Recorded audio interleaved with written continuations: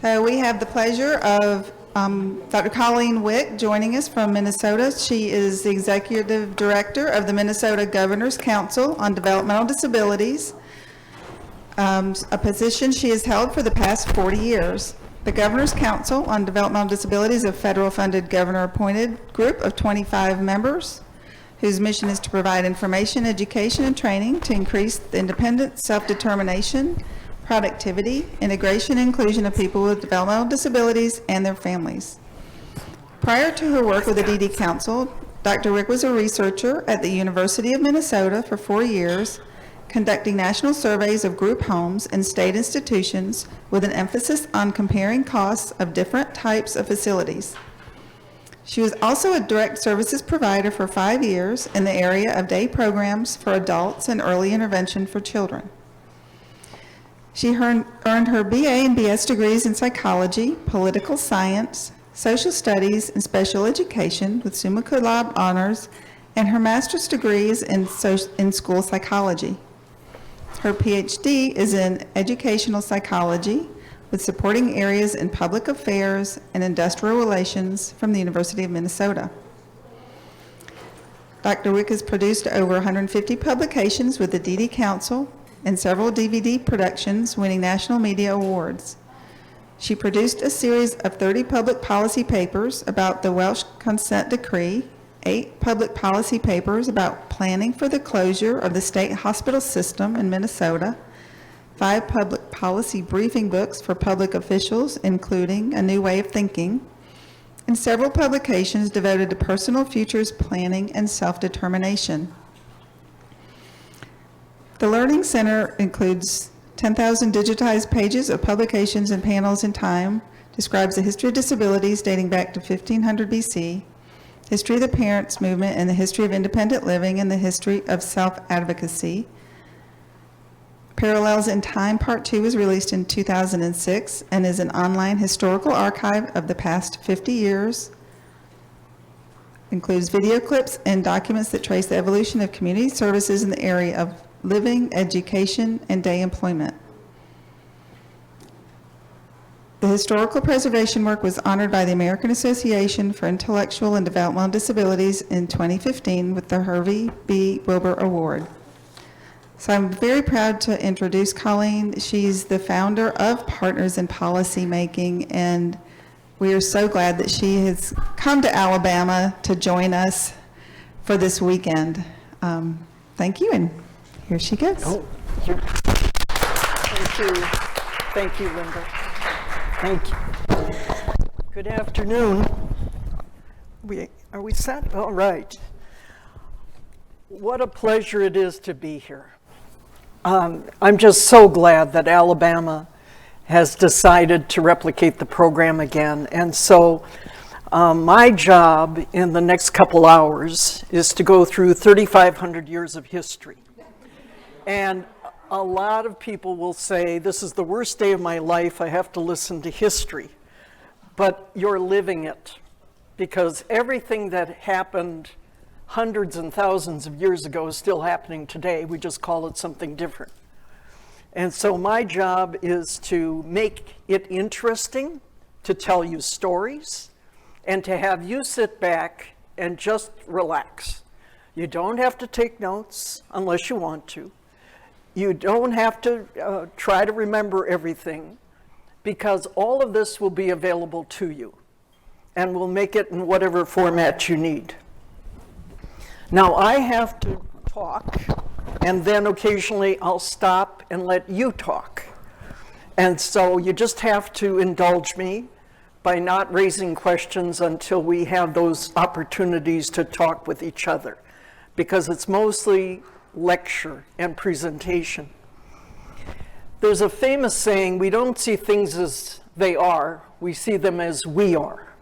And so I just want to give you a little bit of context about how I'm coming here.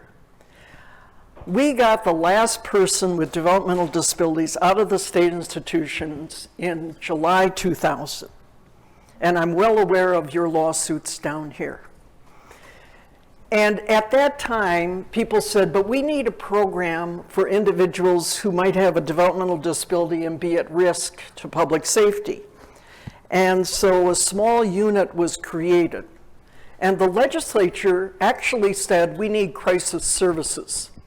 They didn't say build a building, but in Minnesota, we tend to build buildings. I think because we're cold. And so they'd rather have people in buildings than not.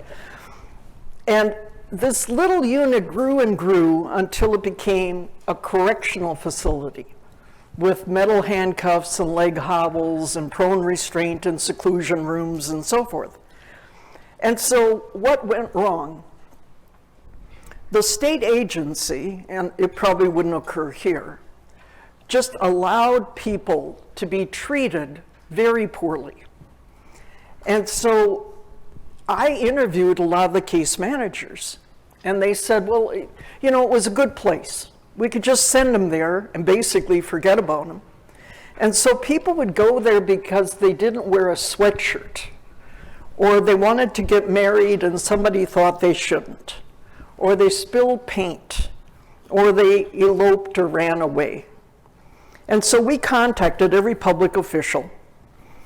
And then there was a report by our ombudsman office. And when people read that somebody would be restrained for touching a pizza box, our council chair, who is a private sector attorney, sued. It wasn't the Disability Law Center. It wasn't your equivalent of protection and advocacy. It was a private sector attorney.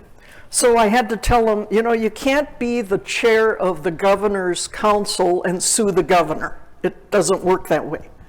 And so he resigned from being the chair of our council. And then I helped him with the lawsuit. So this started in July 2009. And it just ended a year ago. It should have been a 2-year lawsuit. It should have been done, over. And it wasn't. It dragged on and on.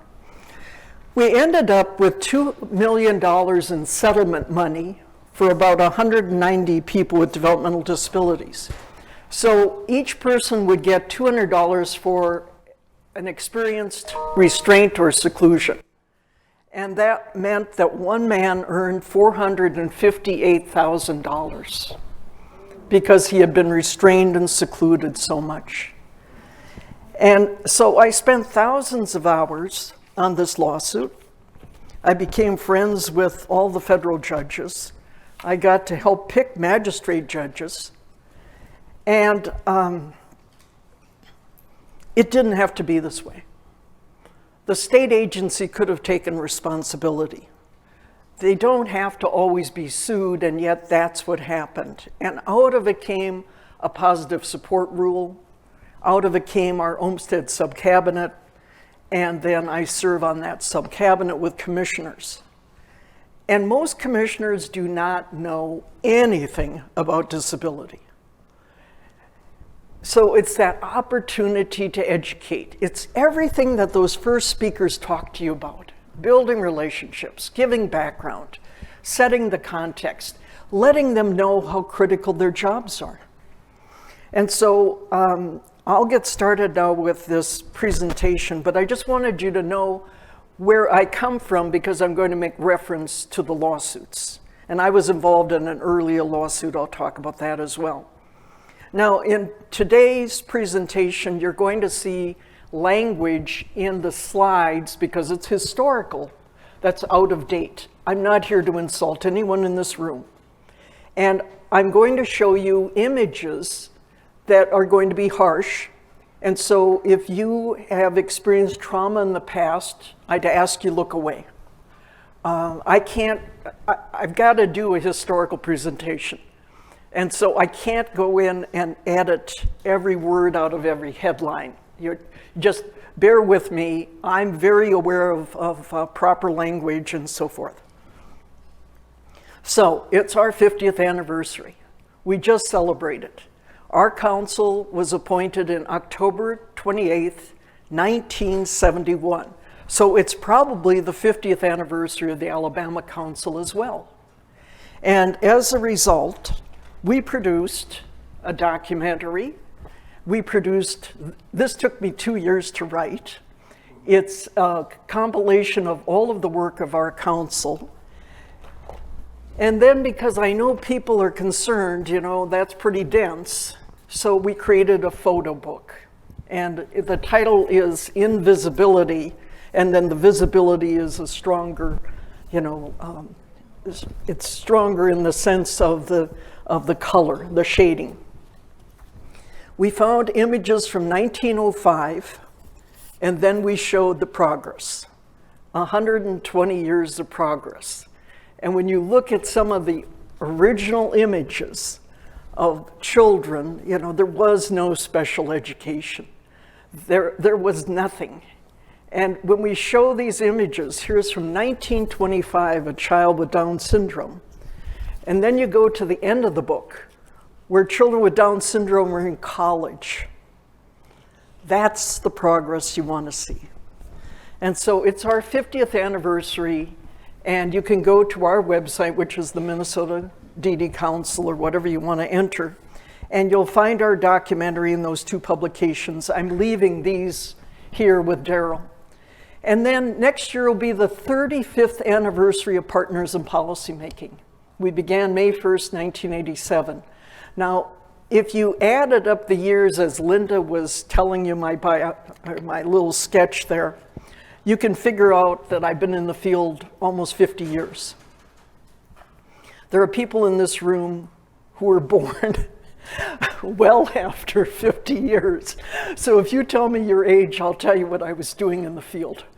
And if you yell out, 1987, what did you do? I could tell you what I was working on. And so it really is a delight to be here. It's a delight to be anywhere, isn't it? And then I want to thank the sponsors. I want to thank all 3 parts of the network, and make sure you thank all 3 parts of our network here. And then I want to remind you, this may not be people first language, so let's get started. In one day, I'm in 4 separate quadrants. If I had 4 feet, I would be in all 4 quadrants. And so Partners in Policymaking is, and this particular weekend is, I'm going to tell you about people who had good ideas and then how they became bad ideas. And so I'm going to show you the worst, the bad examples of bad ideas. The point of Partners is to get you to the good examples of good ideas. So let me just give you some instances. In one day, I will listen to people tell me about restraint, seclusion, and segregation, and how somebody somewhere thinks this is a good idea. Well, it's not. It's a bad example of a bad idea. Then people come and tell me about good examples of bad ideas. And they'll say, well, a nursing home is better than being homeless, or assisted living is better than a nursing home, or an intermediate care facility is better than assisted living, or a 4-person waiver home is better than this. And see, I'm trying to get people to supported living. I'm trying to listen to people and help them in their dreams. Then we get to bad examples of good ideas. And so inclusive education has been not well carried out in several places. Or people will talk about different sorts of employment opportunities that really aren't best practice, but it's better than being not employed. And so when we talk about good examples of good ideas, we're talking about not just person-centered planning, but person-directed planning. Okay, I'm putting another emphasis on what you were just told. Okay, not just centered, but the person is directing the planning. We're talking about competitive integrated employment, or positive behavioral supports, or inclusive ed that's truly inclusive. So if you can get through with me today, and we'll just get through this history, then we're going to get you on the road to good examples of good ideas. When I stop, I'm going to ask each table to come up with examples. And it isn't tough, so don't worry, and you don't need Google. It's going to be what you've experienced. Don't research something and then, oh, I've got the right answer. No. I just want to listen to what you've experienced. And so you'll tell me some examples. Okay. Little has been written about our field.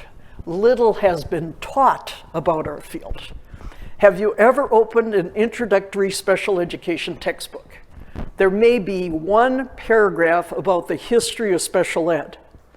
And I could talk for hours about how we ended up with the Education Act. But you see, we don't teach history. Go to elementary schools, go to high schools, all the emphasis in diversity. And yet there's very little taught about disability history. We just went through social studies standards being revised in our state.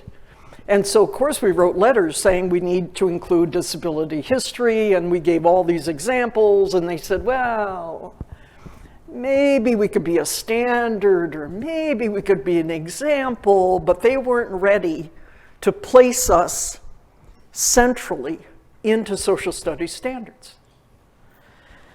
And so very little is written. Now, if you come to our offices, you will find, and I've been able to gather books. So I have bookcases on history. And what I'm going to share with you today is based upon my research. You go ahead and do your own research. And if you find something you'd like to share with me, I'm wide open. This is Burton Blatt, one of the most influential people in the 20th century, and you've never heard of him. Right? He went undercover with a camera in the 1960s and published a book called Christmas in Purgatory. Christmas in Purgatory. It's on our website. And you can imagine, how do you do undercover in the 60s? How big was the tie? Can you just imagine if you're carrying a camera, how big that tie, how wide it had to have been? And Burton would write, and I love Burton Blatt. I mean, I just absolutely love this man. He said to me one time, we cured a lot of people of their intellectual disabilities, the old term I won't use, the old MR term. Yep, overnight, we changed the IQ from 85 to 70. Millions were cured by changing the level of IQ. And then at Syracuse, I'll never forget this story, he said that somebody had nominated Mother Teresa for an honorary doctorate. And he was the chair of the department, and he sat with the faculty, and they said, but what did she publish? And so if you're in academia, you would laugh at that, because that's the big deciding factor, your publications. What Burton said is, we often don't know our history because it hasn't been preserved, and people don't pay attention to the social context. What was going on in the bigger world, not just in our field of disabilities. And so Burton died very young, and we have one of his lectures on our website. But history isn't just cruelty. I'm going to also point out where we see compassion, sacrifice, courage, and kindness. Again, we have to understand the context of the times. So we go back 3,500 years. It's 1522 BC, and we find the very first reference to intellectual disabilities. It's called the Therapeutic Papyrus of Thebes. You'll forget that immediately. Here's what it looks like. And it's the very first reference to disability. This is in Leipzig, Germany, in a museum. And so let's look at Egypt. There were wisdom teachings at this time, stressing the word respect. Isn't that something we'd want in 2021? That's what people are asking. We want to be respected for who we are. And during that time period, it was written that we should care for people who are old, who are ill, and who are malformed, because it was a moral duty, And we should respect people affected by the reversal of fortune. So let's jump ahead. This is like parallels in time. I'm going to show you something from ancient times I'm going to talk about today. So it's 1976, and Hubert Humphrey, who was our US Senator and a Vice President under Lyndon Johnson, went to the Democratic Convention and talked about the moral test of government. It's how we treat people. How we treat people, those who are in the dawn of life, children, those who are in the twilight of life, those who are older, and those who are in the shadow of life, those who are ill, needy, and the old language was handicapped, disability. Now, where do you find that? Go to the Hubert Humphrey Building in Washington, D.C. Walk in the front door, turn left, and it's right as you enter the building. These words, the moral test of government. But it's also on our state capitol grounds. This might be one of the few places where you see disability has been included in a statue that appears on state capitol grounds. It's this quote. But he didn't write the original quote. He had a good speechwriter, correct? So they went back in time and they were researching language that he could use. And now he believed in this. Hubert Humphrey had a granddaughter, Vicky, and it often affects you personally. When the Kennedys came out to talk about disability, so did he. And Hubert Humphrey is the author, he's the guy behind Section 504 in the federal law that we're going to study a little later. And he did it secretly. There was no public hearing on Section 504. The ancient Egyptians held people with disabilities in high esteem. They were worshipped, and we're talking about little people. And they're depicted on tombs, and King Tut had a rare bone disorder. And so now we're going to jump to the Greek and Roman period. And difference means you're inferior.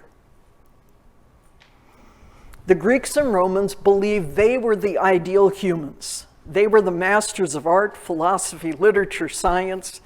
And the quote was, any physical difference means you're an inferior person. So where does this come out? Well, in a brief to the US Supreme Court about the Americans with Disabilities Act, you can find that sentence.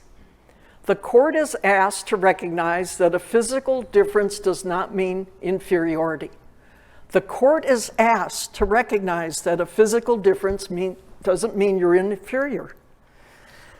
And we had to get the Attorney General for the state of Minnesota on the right side of this lawsuit. Now that's pretty sad. When we heard states' rights, meaning he was going to be on the wrong side of the ADA. And he wanted to run for governor. So that's the simplest way to get to any public official. If they're running for another office, use it. And say, oh my goodness, you're going to lose votes. Tut, tut, tut. And so he changed. Here's the lawsuit. In 1998, George Lane had to crawl up 2 flights of stairs to appear in court for a traffic violation. There was no elevator for his wheelchair in this small town courthouse. This is in Tennessee. He refused to crawl. The judge ordered him to be arrested for failure to appear. So the judge is up on the 2nd floor looking down on George Lane on the ground level of this building. And he said, crawl. And Lane did not want to crawl. And so the case went up to the US Supreme Court. Disability activists were outside the US Supreme Court and they were chanting, justice for all, we won't crawl. Don't you love it? Okay, justice for all, we won't crawl. And so in 2004, the court decreed you cannot deny access to the courts. Now here's the rest of the story. George Lane went to Tennessee Partners, and he is a graduate of the Tennessee program. But William Rehnquist, who was the chief judge, argued that there was no constitutional right to an elevator. Well, probably because they hadn't been invented, And so Rehnquist was taking a strong side against access. What happens when George W. Bush has to be inaugurated? He's on the west side of the Capitol. Rehnquist has cancer. He comes down in a wheelchair. They didn't have him crawl. They built a ramp. And he came out of the west side of the Capitol and came down the ramp and came down here.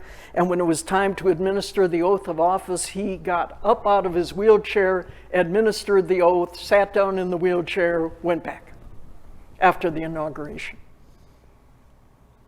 Justice for all, we won't crawl. Physical difference doesn't mean you're inferior. Now, the Greeks were the first to use the word idios, or now we call it idiot. And in the beginning, it meant you were not a public official. Okay, got that part? It's okay to laugh. In the beginning, it meant you were not a public official or elected official. It meant you were a private person. The term changed to someone who's ignorant, and then throughout the 1900s, it meant somebody with an IQ of 0 to 25 or untestable. Think about that. Think how many times in one day you listen to the term idiot. So we've got idiot, imbecile, moron, feeble-minded. Those were the official terms used in the 1900s. Then we went to mental, there was feeble-minded and mentally defective, and I know you're going to be offended. I have to say this word, okay, and I'm sorry. They used to use the word retardate in scientific journals. And one of my dear friends, Gunnar Dibwad, said, then I'm going to call you normates. And so he called all the professors who use that term normates. They thought the breakthrough was when they used the R word, from deficiency and defective to the R word. And so in 1 century, we moved from idiot, imbecile, moron, feeble-minded, deficient, defective, the R word, to intellectual disability. Just think of that. But society is still using the out-of-date language, isn't it? And you know kids are doing it. You know it's in cartoons. You know it's on radio. You know it's on television. You know it's everywhere. We had a partners graduate whose son decided to make it a senior project. And so he surveyed the other seniors. They had no idea these were terms that hurt people. So I went out and sat with the class, and he was describing the results of his study. And they were all, well, I didn't know that. And you see, we're really in a hole based upon our language, because people think nothing of using those terms. In India, they use this banner, Greek dictionary meaning of idiot, man who did not vote, as a get out the vote sort of rally. I don't think that would work at all, and so on. So we'll jump to Hippocrates, father of medicine. You know what Hippocrates said. Do no harm, right? That's the oath. Do no harm. Hippocrates, it's the 4th century BC, believed that epilepsy was the result of physical causes, not because you were touched by God. So up to that point, they thought that God reached down and gave people epilepsy, that they were touched. And Hippocrates performed autopsies. So he was looking at the brain tissue and finding evidence of seizures. And he said, a seizure is not a communication from God. And he wrote, as to the cause of epilepsy, it's not any more divine or sacred than any other disease. It has a natural cause. We just don't have enough experience with it. So what are some examples from today? Why do people think that people with disabilities are being punished by God? 2012, a stranger poured lighter fluid on a woman using a wheelchair and tried to ignite her because she was the devil. That was out in Los Angeles. In Haiti, during the big hurricane, there was a half-page article about how kids with disabilities are seen as a curse and they shouldn't have any food. If they have extra food, then the kids with disabilities should receive it. In Virginia, there was a state legislator who said kids with disabilities are punishment from God. And so why, in the preface to the ADA, do you find this sentence? Disability is a natural part of human existence and in no way diminishes the rights of people to participate or contribute to society. Why did they write disability is a natural part of human existence? It was to counter the people still believing that people are being punished by God. Now that's hard to believe. We're putting it into the congressional findings. But if you go back and ask the authors and you ask all the researchers, they put it in there. You could go right to Rudd Turnbull, a professor of law and now emeritus.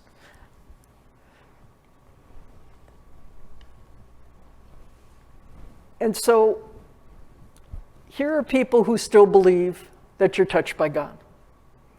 It's the New York Times, and this is in Pakistan. And visitors to this temple are coming to see I hope you can see this on the left-hand side is a young girl, and she has microcephaly. They call her the rat child because of her head. And so they come and they bring alms, they bring money, and they touch her because they think she's been touched by God, and if they touch her and give her money, then they will receive whatever they are seeking. So we jump forward to Aristotle. This is a great philosopher, 400 books. He had written and organized and categorized logic, ethics, politics, and psychology.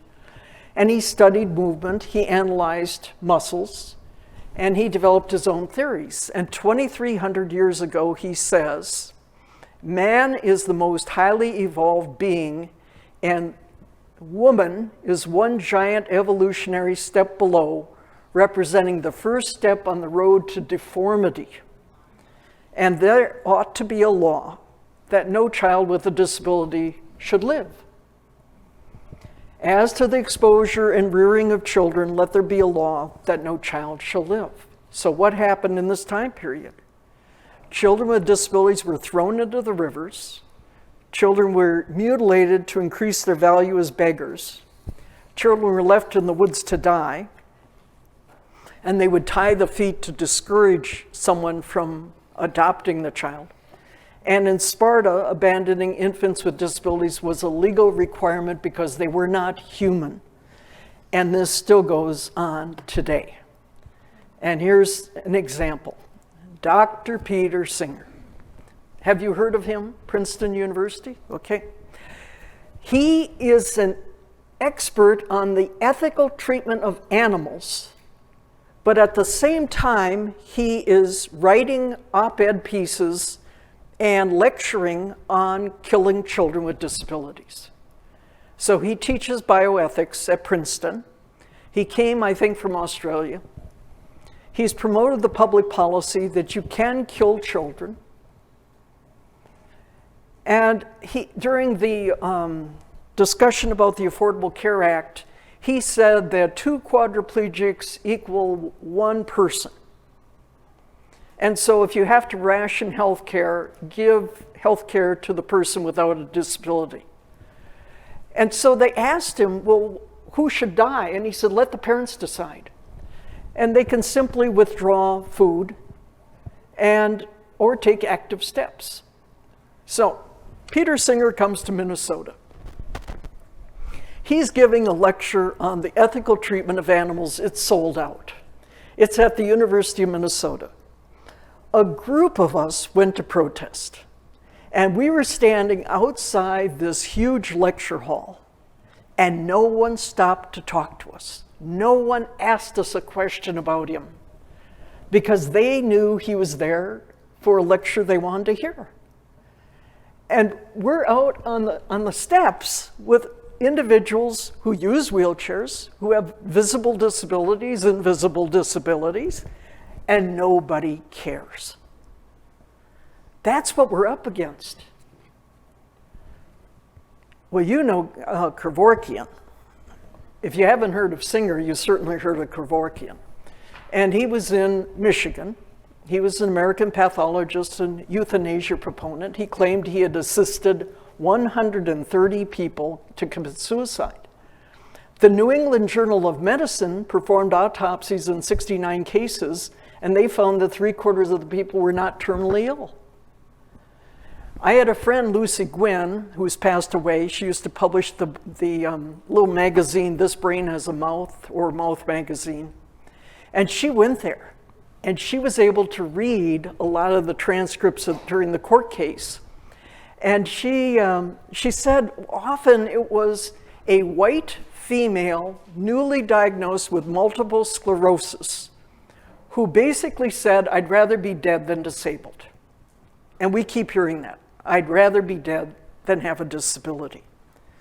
And so what are some of the parallels of Aristotle? Human trafficking, where children with disabilities are exported to other countries. And first they're disfigured even more, so they get more money as beggars.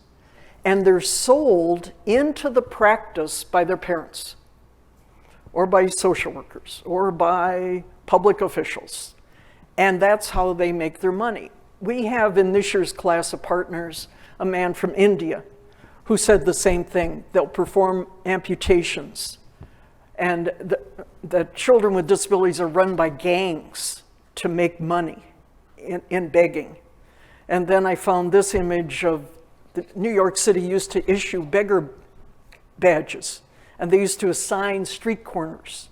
When I was in Rome, right outside the Vatican, people had their own spots of where they were begging.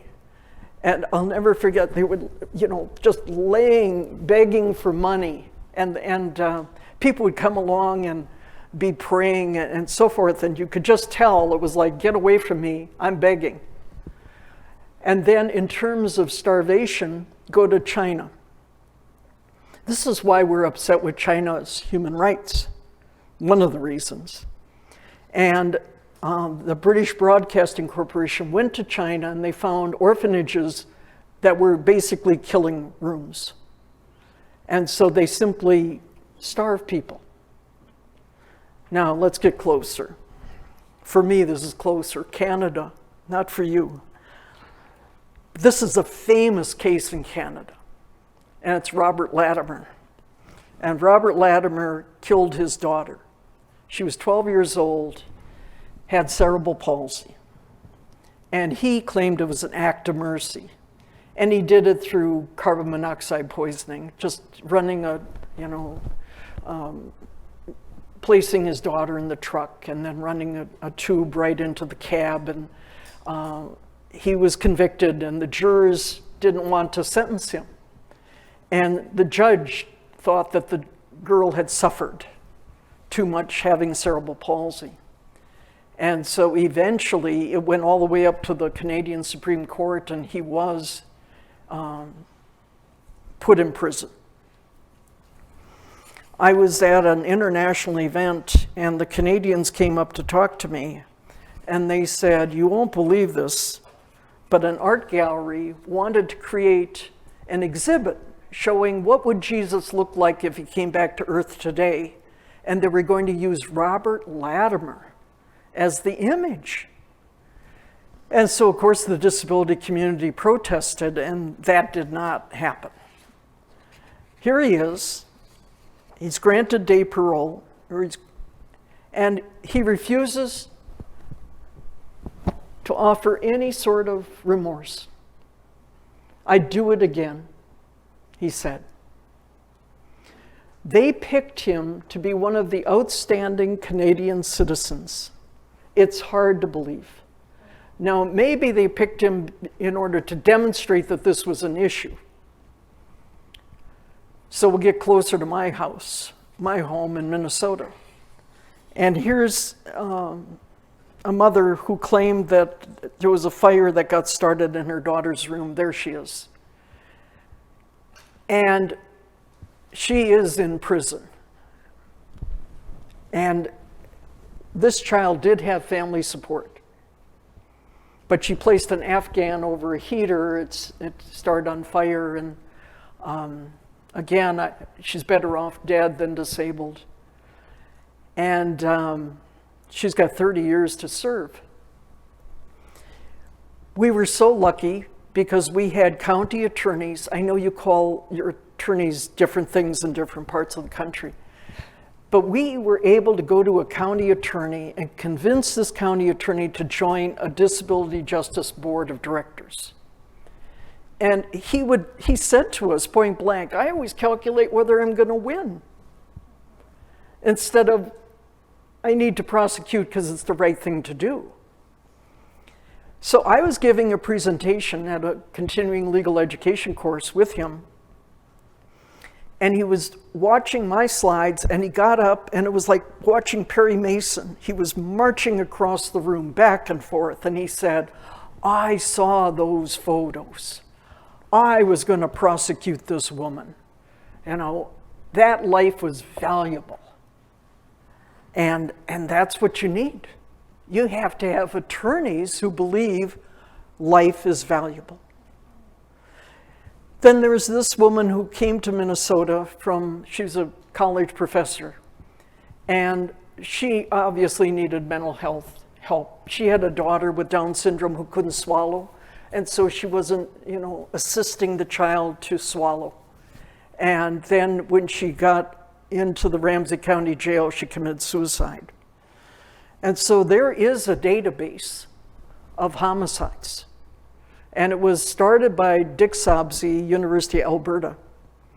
And of the 1,800 people with disabilities who were victims, he said, often people are not sentenced at all.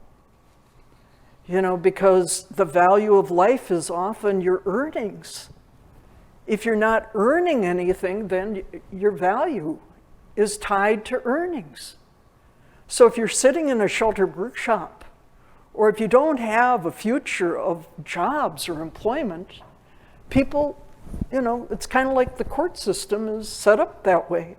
I'm sure I'll get corrected, and so at your table, I want you to, first of all, I hope you know each other by this time. You've introduced yourself to each other. I know we didn't have introductions around the room, and maybe you wanted to do that.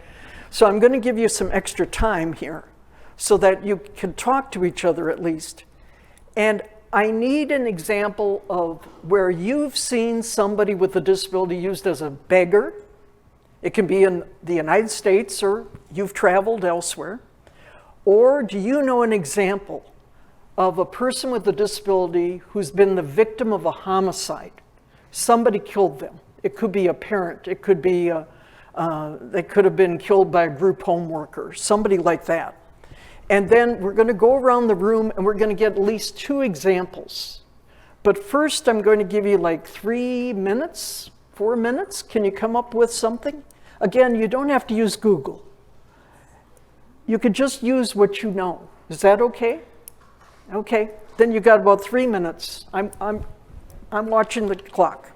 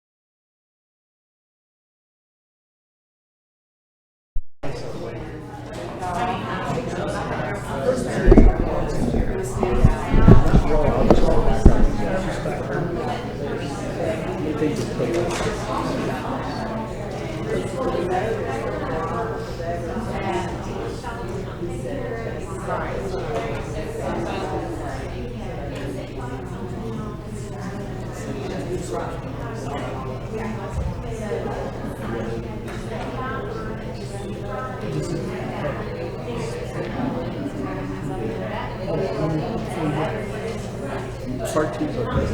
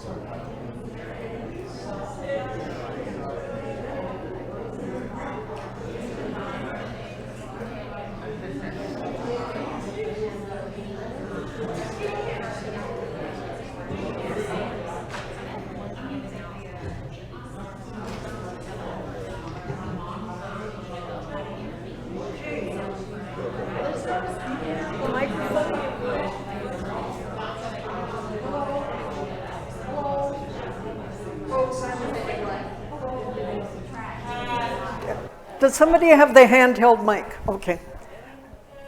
Do we have a volunteer? Keep it brief. Do we have a volunteer? Testing 1, 2. Thank you. Thank you. Thank you. Begging? Oh, okay. Shh, shh, shh, shh, shh, shh, shh.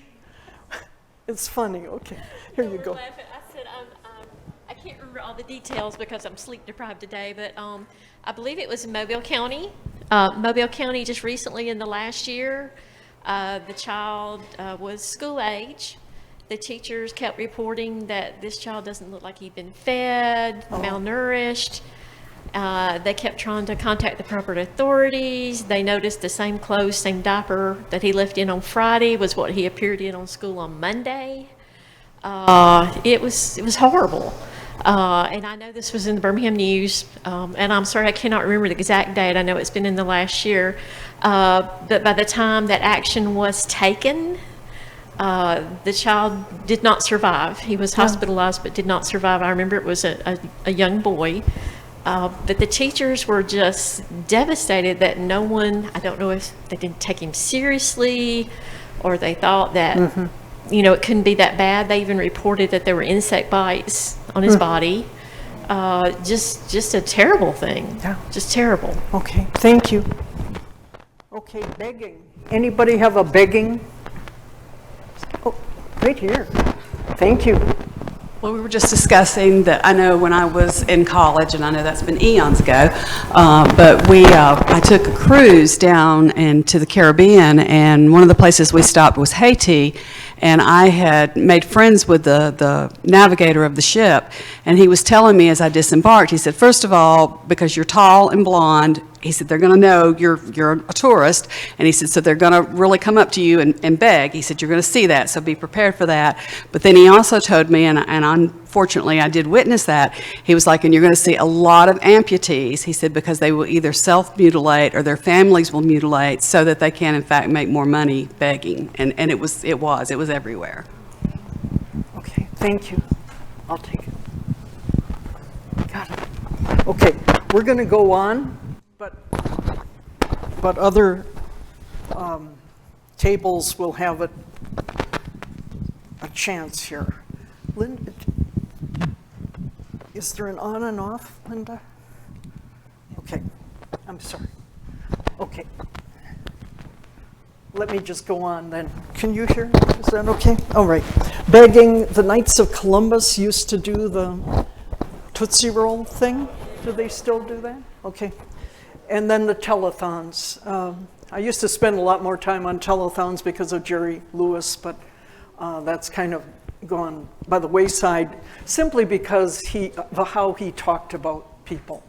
And then death. Now, if you want extra credit, I know that the leadership team here will give you assignments, but I'm going to also offer a few other extra credit issues, and that is on the Minnesota DD Council website, we have a TV program called Who Should Survive. It's a CNN special report by Carlton Sherwood, who is a famous journalist.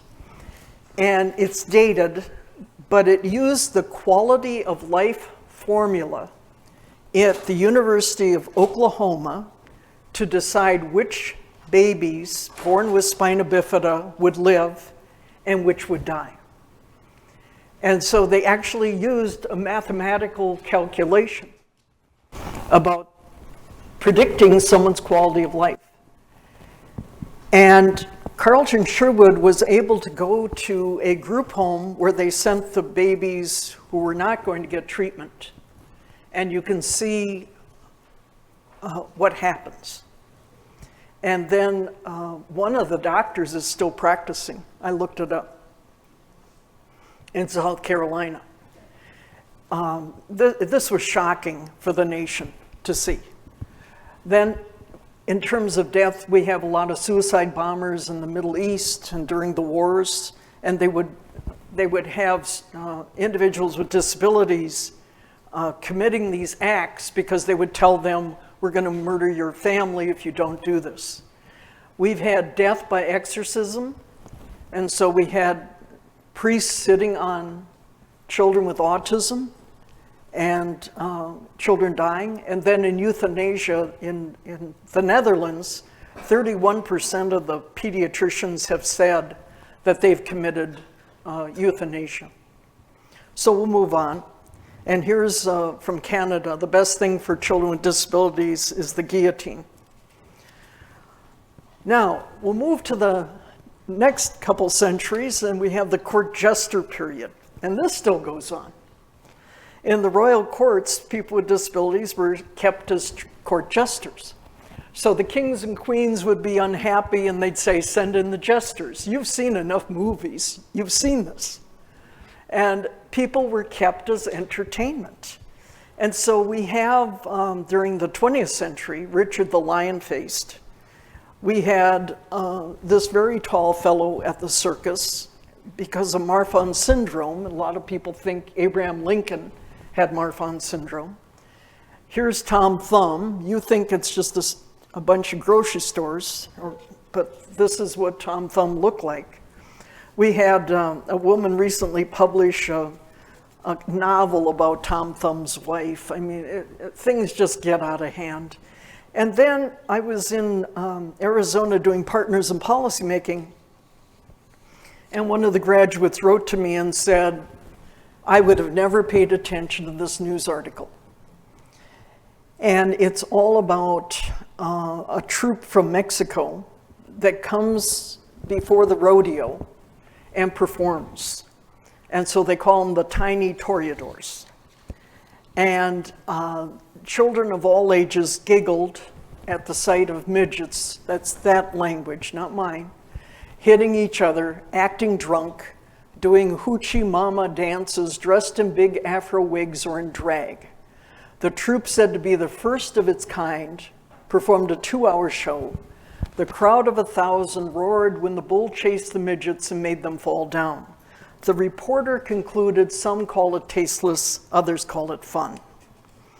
A Florida legislator wants to bring back bowling, tossing individuals who were little people as a way to increase employment. You could just check that out.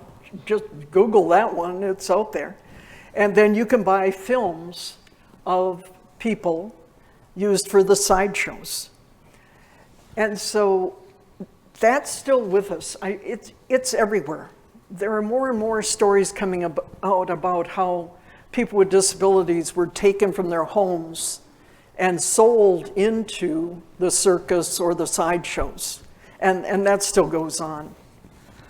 In the 8th century, the first asylum is created for children who are abandoned, called foundlings. A foundling is a baby abandoned in the woods or exposed to the elements or left for the public to find. And the archpriest wrote, as soon as a child is left at our door, we receive the child, provide care to the child, and we pay for somebody to take care of the child. This is where out-of-home placement begins, right here. And it has been a public policy for hundreds of years, where people give up parental control, somebody else is paid to take care of the child or the adult. And we're going to meet an economist who did not like this idea, and we'll talk about him as well. When you devalue people, you could see it. It's the separation of people, the congregation of people, the segregation of people. And somehow people think, oh, well, we should put everybody with the same disability together. And we shouldn't. During the 12th century, leprosy began disappearing. And so there were empty buildings, leper colonies. And what did they fill the building with? People who were devalued. And so that would be orphans, prostitutes, widows, criminals, anybody with a mental disability. Now, leprosy is caused by bacteria that targets nerve cells. It's Hansen's disease. And there are about 200,000 cases every year. So in America, we had a leprosy hospital in Carville, Louisiana, and it closed. But there's still a leprosy island in Hawaii, and you could take tours of it. I don't know what tourists would do that, but they take tours. So this colony at Carville used to serve 400 to 500 people at a time. And so when it was closing, USA Today published this full-page article about the people who lived there. And they talked about how it was a safe haven, and they would be with their own kind and so forth. And then once it emptied out, then they looked around for a new population. Now, what population is devalued in America? Who else don't we like, right? Just think about that. And so it's a boot camp for teenagers. If you just empty out a building. And so in 1984, one of the studies I was given by the legislature was to figure out what to do with empty state institution buildings. So we did a national survey. And the number one issue was prisons, and then nursing homes, and so forth. And I'll never forget the commissioner of our Department of Corrections said to us, but we'll have to upgrade the buildings because prisons had higher standards than people living in state institutions. The next development is 1346. Now we're in Hamburg, Germany. It's called the creation of the idiot cage. We still have them today. It was attached to a wall down in the city. And they said, we're going to create the idiot cage to keep people out of trouble. But actually it was used to entertain the townspeople. So here's an example of an enclosure. It's just a drawing. And so they put people inside the cage. And one of our partners went to Eastern Europe and sent me back this photograph. And then in California, this is in the newspaper, they call this cage the sanctuary. And then you find all these news clippings about people who build cages for their sons or daughters, and they put them in the basement, they lock them up, they use a bucket for a toilet. This is a partner's grad from Kansas. And she went to the school and said, "Get my child out of the box," a wooden box. This is the most famous. I'm sure you remember the news articles about the couple in Ohio, and they kept adopting children or had foster children, and they discovered them in these cages. And so just think of that. It looks like a chicken coop almost. And then they put boards in front, and then they put a bureau in front of the boards. And the police couldn't believe it. And then the couple had met in some sort of support group. They did serve prison terms. They got out and they wanted to get the children back. And they said that they were told to do this. They weren't told to do this. They were investigated and so forth. Then these headlines, Greece says we'd rather lock up the children in cages than tie down their arms and legs. Okay, there's an example of, well, it's better than that. One of those examples where, oh my God, neither choice is the right choice.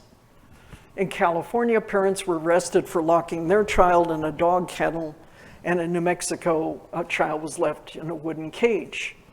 I'm bringing you this photograph to show you that they had starved one child and another was in a cage, and they're now being sentenced and so forth.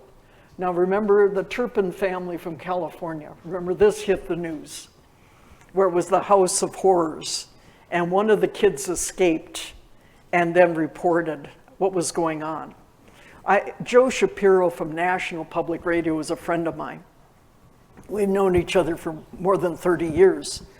And he said, you don't know half of what was going on with the Turpin family. So here's another example, and it's kind of like the story you just told to us. This is a house of horrors in Minneapolis, where the brother and sister were married. They had twin daughters. The father was sexually assaulting the twin daughters. And the school kept reporting this. And they kept saying, you've got to do something. The police showed up 60 times and never entered the house. And so a baby was born. The father's in prison. They let the mother out in order to help the two daughters who both have developmental disabilities. It's not that difficult to find the exact examples from centuries ago today.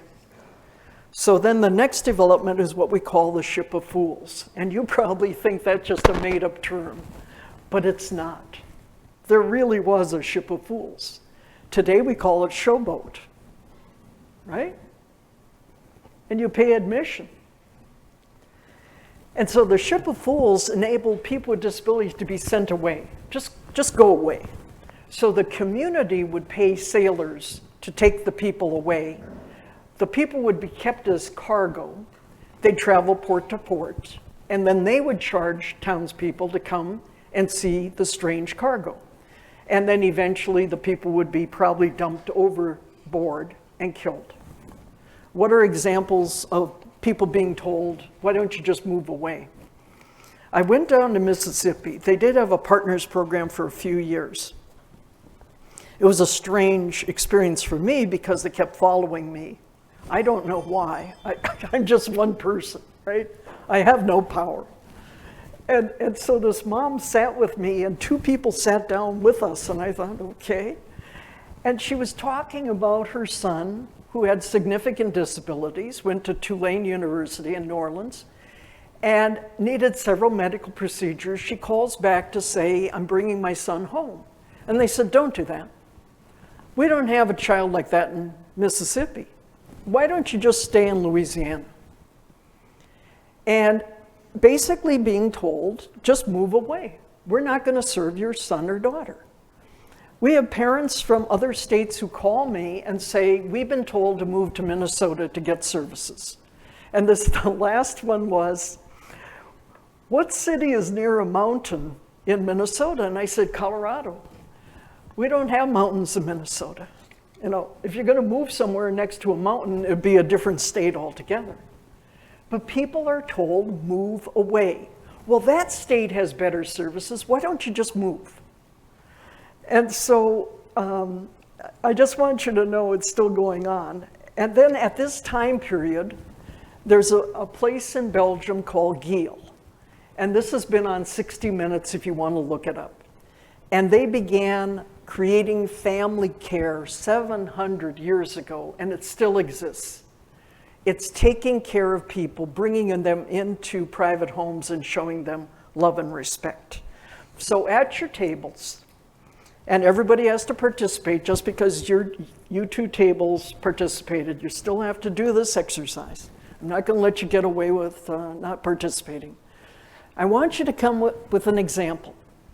Can you think of how a person with a disability has been used as a court jester or as entertainment? You can think MTV.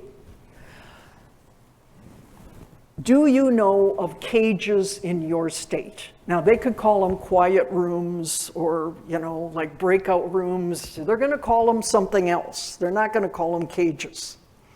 Can you think of an example at your table where someone was told at your table, why don't you just move away? Or someone you know was told, we don't have services here, just move to the city. Or can you think of an empty building that's been repurposed or used for another purpose, for another devalued group, like a nursing home that emptied out and then it was created into something else? Okay, you've got 3 minutes.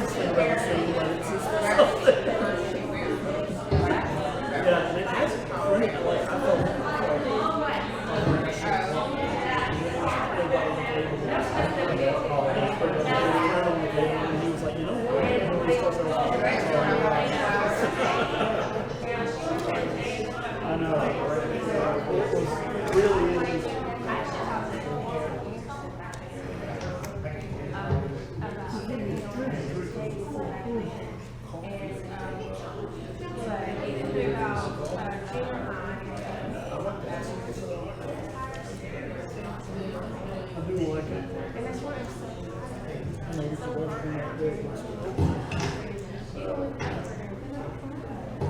you doing? Okay, do we have, Daryl, will you help me? Oh, bless your heart. Thank you. Does anyone have an example of the court jester? Nope. So, I've watched The Greatest Showman before with Zac Efron, and they have an example of people who have been disabled people who have been used as court jesters in that movie. The Greatest Showman. With Zac Efron. Yes. Okay. So it's a current. Oh, it is. Okay. Thank you. Thank you. How about cage? Do we have an example of a cage? I call this more the ship of fools. Oh, go ahead. Because the process was a room of what I call maybe could be considered a ship of fools. But this is a little personal for me, so I'm going to preach a little bit. So my son was going through a process at the time which was called, he was transitioning out of high school, so they called it the Teen Transition Clinic. So it was a clinic full of all kinds of real important people, and one of them was the medical director, and my son is non-speaking and uses AAC communication, but he's not a super user, and he's a power chair user. So he was with us during the process, and this medical director, he just was asked, would never look at Kyle, would never ask him a question, completely ignored him and just directed his questions to me. So that was the one thing that was a little bit very disturbing. But then when we finished the whole process and I got the big 13-page report back and everybody had their comments, and the purpose of this teen transition clinic was to give you opportunities for your son or daughter to experience what they would do next in their life. Like, what would be a good next step for him? Well, they didn't have a lot of choices, but the furthest choice that they thought he might be eligible for would be dehabilitation. But they denied him dehabilitation because they said he was not ready for that yet. He needed to be at home for a while longer before he transitioned into dehabilitation. Thank you. It's hard to be rejected from yeah. Okay. A cage. I think you had a cage story, right? Yes. You've got a cage story? Okay. Okay. My daughter is, she's now 25, but when she was in high school, her classroom, because she was the only child in the school with disability, so she was, her classroom was a closet. Had been a closet. But it would be her and her aide. Now, the first year, well, it was only like a few months left of the school year, became a teacher the next year, but then she got a new aide, and that aide was supposed to have been like a speech therapist, whom I never saw her ever talk to her ever.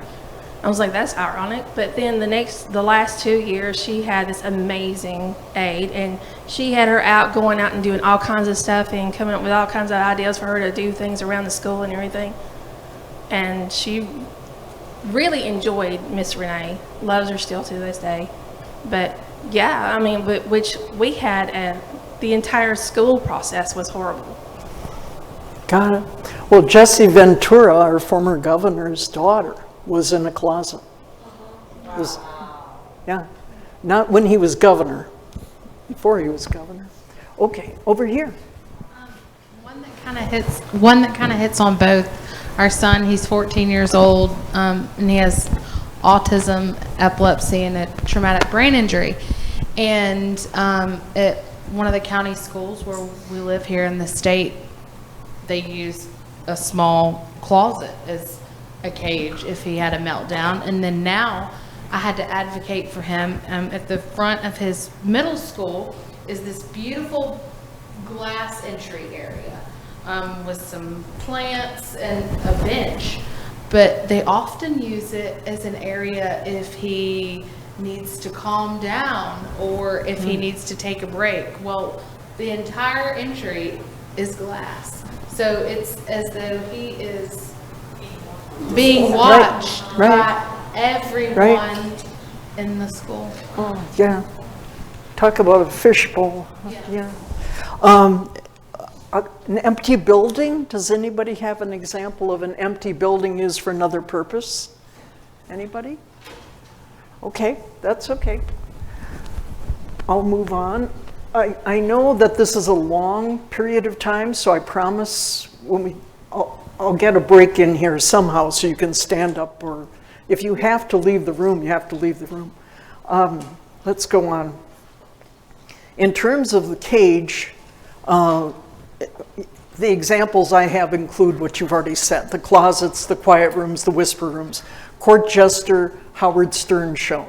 Often often uses people with disabilities, gets them drunk, and then he has high ratings when he does that to people. Ship of Fools, our county was sending people away, one-way bus ticket, just anywhere, just leave.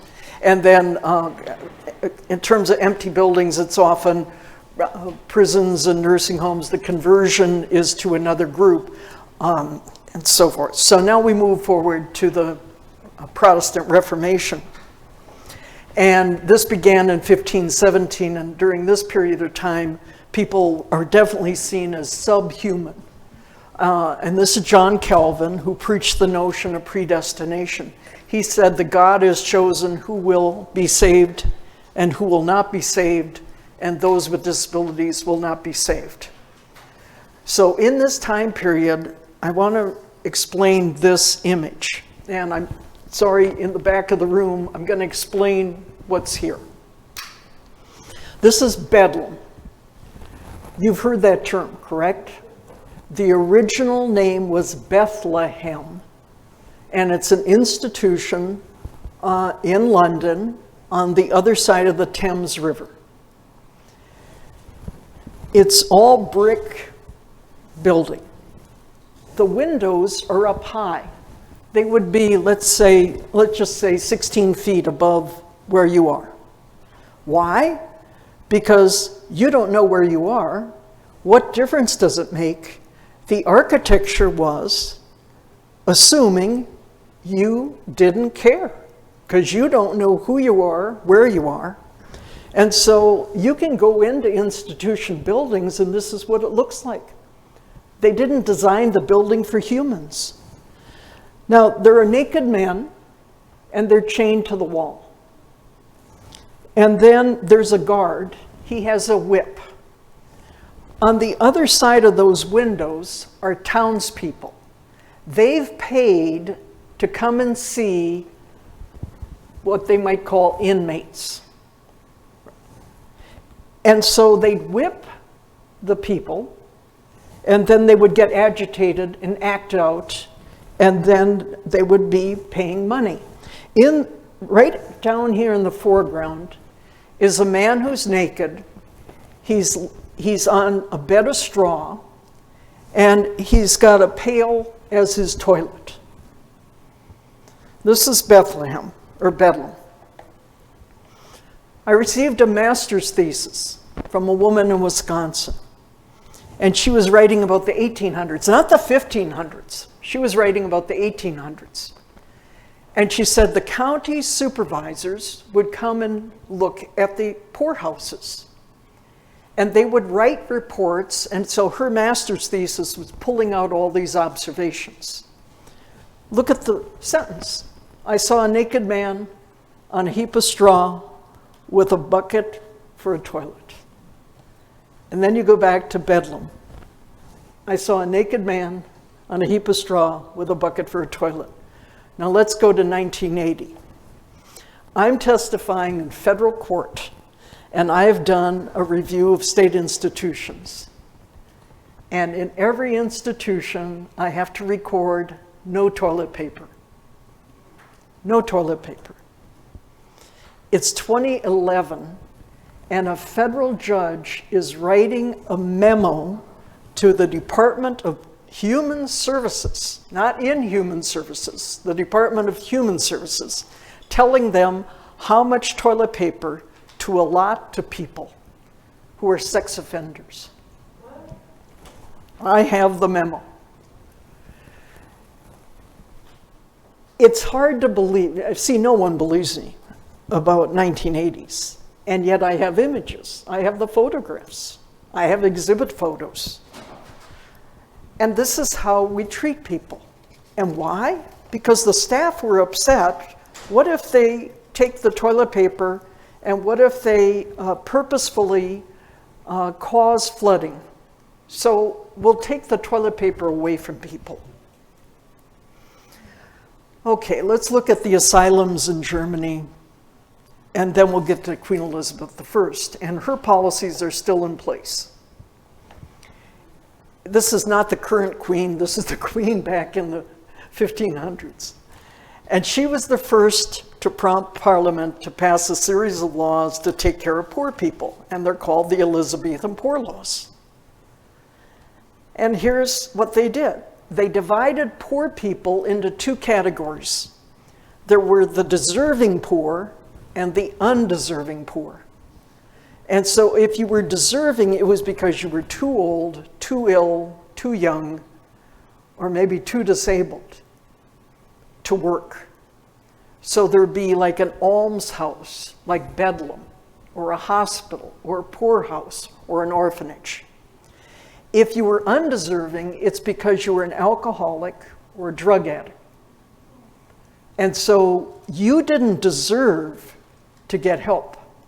You made a personal choice. Now, this isn't me talking. I'm giving you, in current language, what was going on. So we'll put you on the dole, right? You've heard that.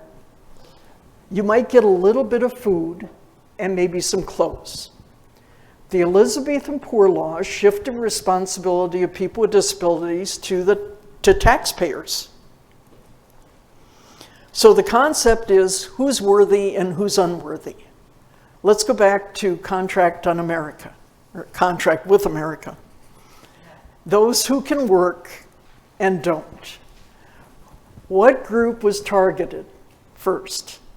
Anybody with substance abuse problems was supposed to be removed from the Supplemental Security Income Program, SSI. Children who had an emotional or behavior disorder, it wasn't visible disabilities, it was an invisible disability. You would be removed from SSI.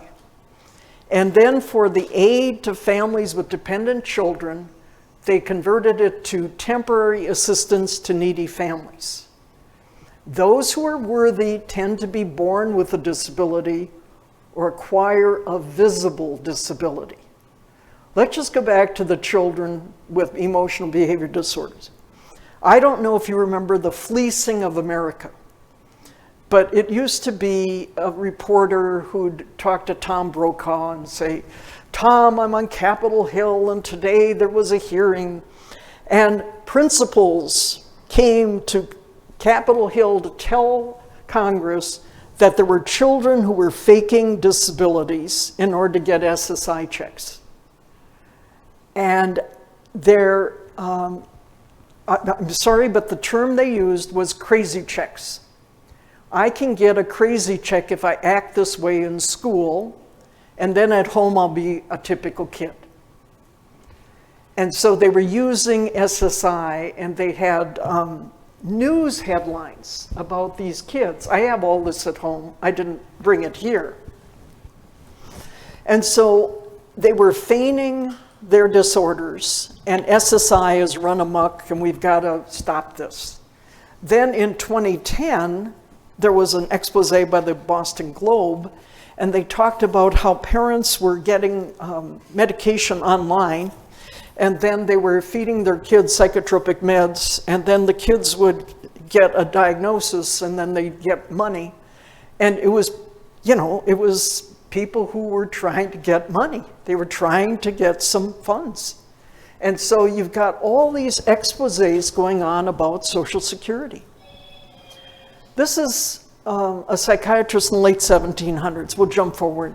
And now this is the beginning of the moral treatment of people. And this psychiatrist said that people were diseased. They weren't sinful or moral or possessed by demons. And so he removed the chains and restraints. He used gentle treatments. He didn't use leeches to bleed people of their disabilities. And he also used phrenology. Now, what does this mean? On your head, you have 27 different lumps and bumps. And so he actually thought he could diagnose your disability based upon the shape of your head and your lumps and bumps. And so on the left-hand side is a person with a mental health issue. On the right-hand side is a person with a developmental disability. And so we found other examples where people thought phrenology, like this part of your brain controls this function. And then we had in textbooks Galileo's brain. And they compared it with a person with microcephaly. And they said, it's got to be the volume. So your IQ is based upon the volume of your head. If you've got a big head, you probably have a higher IQ. And then they compared women's foreheads with a gorilla. And they said, look, the woman is closer to a gorilla than to man. Now, these are in textbooks. And so they just... they based it upon slope, they based it upon volume, they based it upon head size or lumps and bumps. So what's the parallel? Well, now we have functional MRIs. And so they can put you in the machine and they can say count backwards from 10, that part of the brain lights up. We're just getting into special education. This is the beginning. It's Victor the wild boy who's found in the woods outside Paris. It's 1799. And this is Dr. Attard. 3 hunters find this boy abandoned in the woods, and he's been raised by wolves. He's about 11 or 12 years old. He's taken to a national institute in Paris. And Victor, this is the context of the times. Genetics doesn't count, it's the environment. Every person is a blank slate. So Dr. Attard said, because he's never had interaction with humans, he's the perfect person. And so he civilized Victor. He worked with Victor. Victor did learn, but Victor did not progress to be the ideal human. I had a professor at the University of Minnesota who said, now you really don't think that Dr. Attard spent time with Victor, do you? Who do you think taught Victor? The housekeeper. Today, who teaches people with disabilities? Is it the professors at universities? Those who have PhDs? The frontline staff are people who are, McDonald's is competing for employees, right? It's paraprofessionals, it's frontline workers, people who are recruited. It could be a 16 or 18-year-old kid working in a group home. So we jump forward to Thomas Malthus. It's about the same time, back in England. And he's both a clergy and an economist. He's published this essay called The Principle of Population. And he introduces return on investment. He says that the population is growing geometrically and the food supply is growing arithmetically. We're going to run out of food.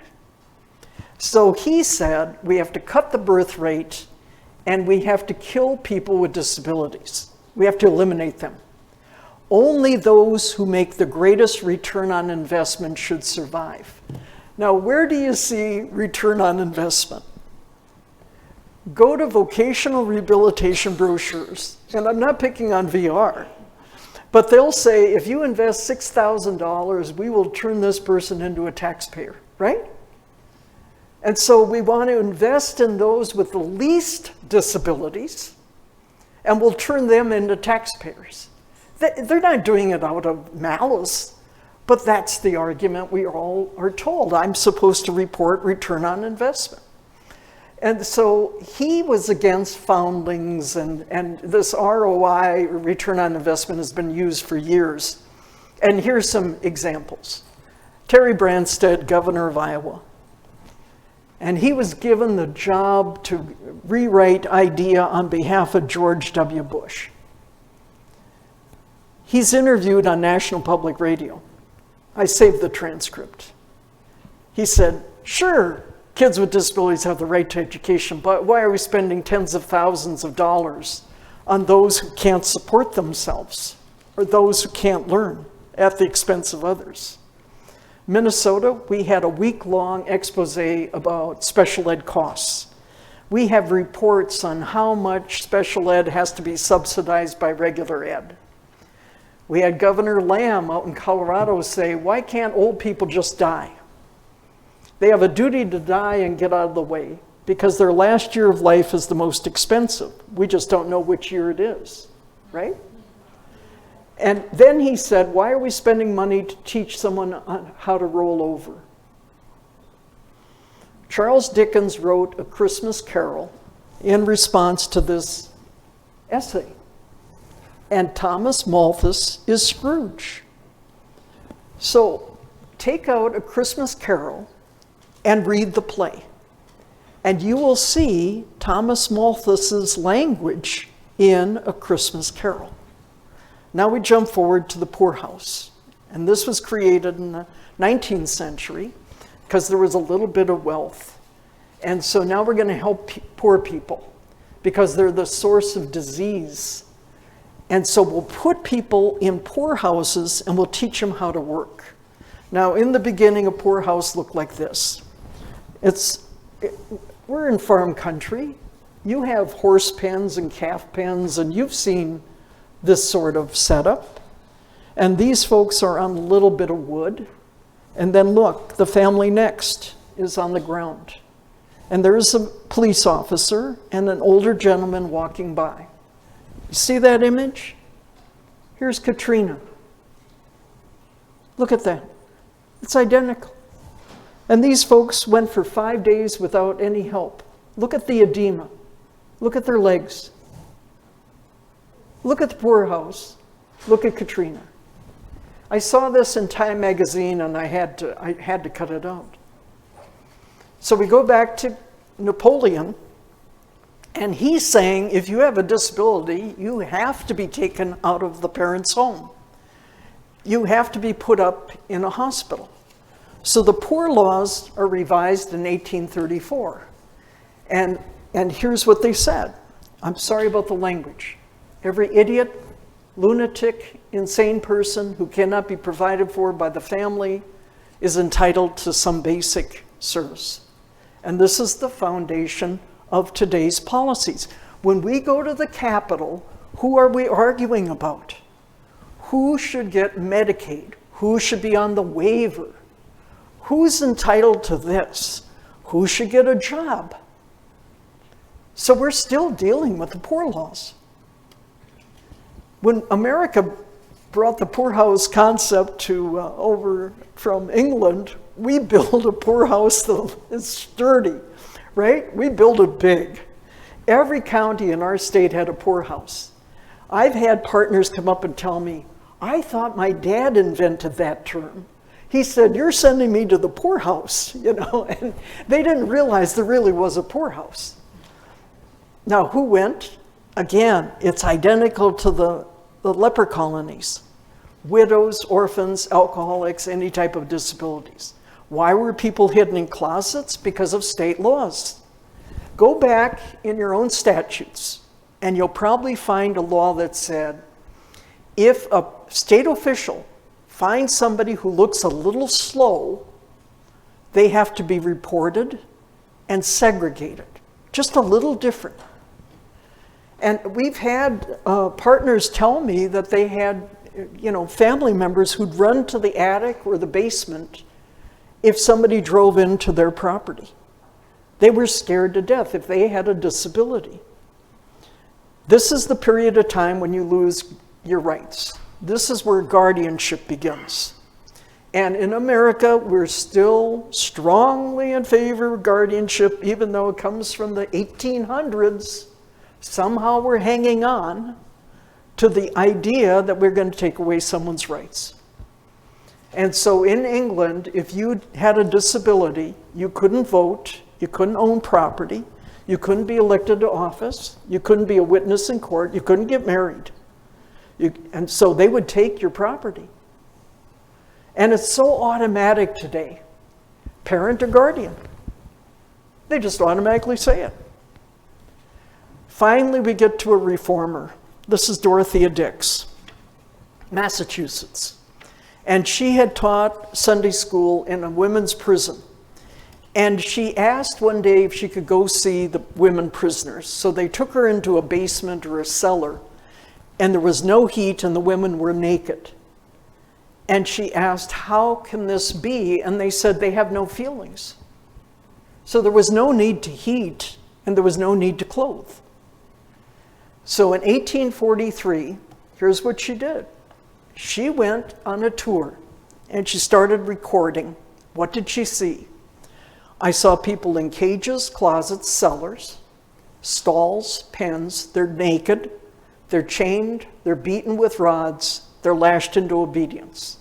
She went to the legislature, but I'm sure they didn't allow a female to testify. So she probably wrote the testimony for someone else to deliver. I come to advocate for those who are helpless, forgotten, insane, idiotic, kept wretched in our prisons. I found this news article. It's from Missouri. This man beat, whipped, flogged, suffocated, choked, electrocuted, caned, skewered, drowned, mutilated, hung, and caged a girl with mental disabilities. He restrained her, hung her in the air, locked her in a dog cage, used staples, nails, and a sewing needle during torture sessions. Dorothea Dix, Missouri. Dorothea Dix went on a tour of the United States. She spent 2 years gathering evidence about how people were treated. And in 1848, she appealed to Congress, again, probably through mail, and asked for federal funds. She worked with Samuel Gridley Howe. He was at the Perkins School for people who are blind in Massachusetts. She said, let's set aside land in a trust, and we'll use this to help people. The legislation passed and was vetoed. So what are some headlines identical to what Dorothea Dix was experiencing? Doctors performed surgery without anesthetic in Pennsylvania. I was teaching a graduate class at the University of Minnesota, and it was one of the people in there was pre-med, and she said, that can't be true. She was so convinced that no doctor would do this. So I sent her the papers where the Attorney General of the state of Pennsylvania had filed the lawsuit against 3 doctors. Then I sent her all the other examples of doctors who didn't perform, who performed surgery without anesthetic because they don't feel anything. In Georgia, we had case managers buying life insurance policies and naming themselves as the beneficiaries and then starving the people. Here's an example of involuntary servitude. This went up to Congress, and the people who were tortured went to Congress and forgave the people who tortured them. Here's another life insurance scam. This is in California. And then the Pulitzer Prize went to Washington Post because of the exposés. We had the same expose the same year, and the discovery was waivers given to people with criminal background checks. Now, extra credit. Atalissa, Iowa. If you have not heard about Atalissa, Iowa, this is something you got to look up. It's Henry's turkey plant. And I knew the head of protection and advocacy in Iowa, and she had to call the FBI, the State Patrol, and everybody because they were trying, this had gone on for decades. These men had been brought to Iowa to work in a turkey plant where they gutted the turkeys. And they earned so little, and then they took the money away from the men. And it was a family member who discovered how little And they had just taken the money for rent and so forth, and they put them into a one-room school without heat or air conditioning. They boarded it up. If you see the documentary the New York Times did, the insects are falling from the ceiling, and the men are eating quickly, to avoid eating insects. So you've got to see this, and I'll never forget when Senator Harkin from Iowa heard about it. And what did the Washington, D.C. lobbyists do? Well, don't think that occurs elsewhere. Instead of worried about the people who were being harmed, they were worried about some other issues, just staking out money or something. It was very strange. Other headlines, you could just look these up. Phone calls that last too long, and then people are in the tubs and they're being neglected. People left on buses and they die. I'll never forget, we had an example where a child in regular education was left on a bus, made headlines. The child with a disability, oh, you just don't understand, that's a good transportation supervisor, we don't want to raise the issue. The nursing homes where sex offenders are working, the discovery of sexual assaults against people who were unable to speak, the trafficking, the murder-suicide pacts, all of that. Here's a fight club. Started in Texas, then this is New York, this is Long Island, where residents are forced to fight each other and then they videotape it. So we'll go back to Europe, and we have the beginning of the Stay Institution, and it's in Europe. It's Dr. Guggenbühl. And it began because he was walking along the road in Switzerland and saw a man with cretinism, which is a thyroid deficiency, praying by a cross. And he's inspired, and he decides he's going to cure cretinism.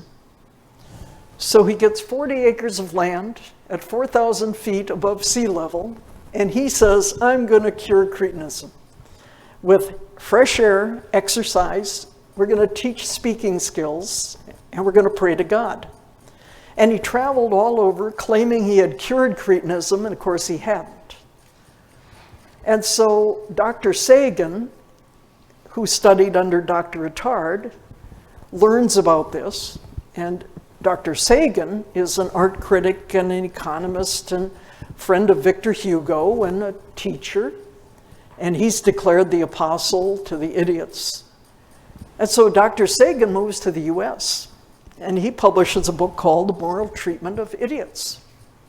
And he believes in physiological methods because he said that a disability is because you have a weak nervous system and you can be cured. Because if you can do physical exercises, that will control your nervous system, and then that controls your will. Now, this isn't funny, but every time I look at this, can you imagine you're a person with a disability? You get placed in some asylum, and Dr. Sagan says, you need physiological methods. So you have to pull a wagon filled with women from the town. Now think about that. And so they praised his methods, and he was Maria Montessori's teacher, if you want another connection. Dr. Sagan comes to America. This is Samuel Gridley Howe, who was working with Dorothea Dix. And so they create a boarding school. And Dr. Wolf Wolfensberger said this was accompanied with euphoria. Now we're going to cure disabilities. This is from our own state, where it talks about poorhouses and how we're now going to move people out of county poorhouses, and they're senseless gibbering, their loathsome appearance, their beastly feedings, their abuse by other poor people. And we're now going to put them in this wonderful institution. And so they produce newsletters praising the institution. And so we built them out of brick, looks like a dormitory. And parents heard the success of an institution, so we want one too. And we went out to the Samuel Gridley Howe Library and we picked up letters parents wrote to the institution begging for admission. You can't read this, of course, but I'm letting you know that people were begging to get into an institution. And so in answer to the question, what do you want for your child? People will say, cured. I want my child cured. So I thought back on my career of almost 50 years. And when I started in the field, I was told we could cure disabilities with the Feingold diet. No ketchup, no sugar. It's still around. I was teaching patterning. This was the belief. You took an adult with a disability and you made them go back through being a baby and a toddler.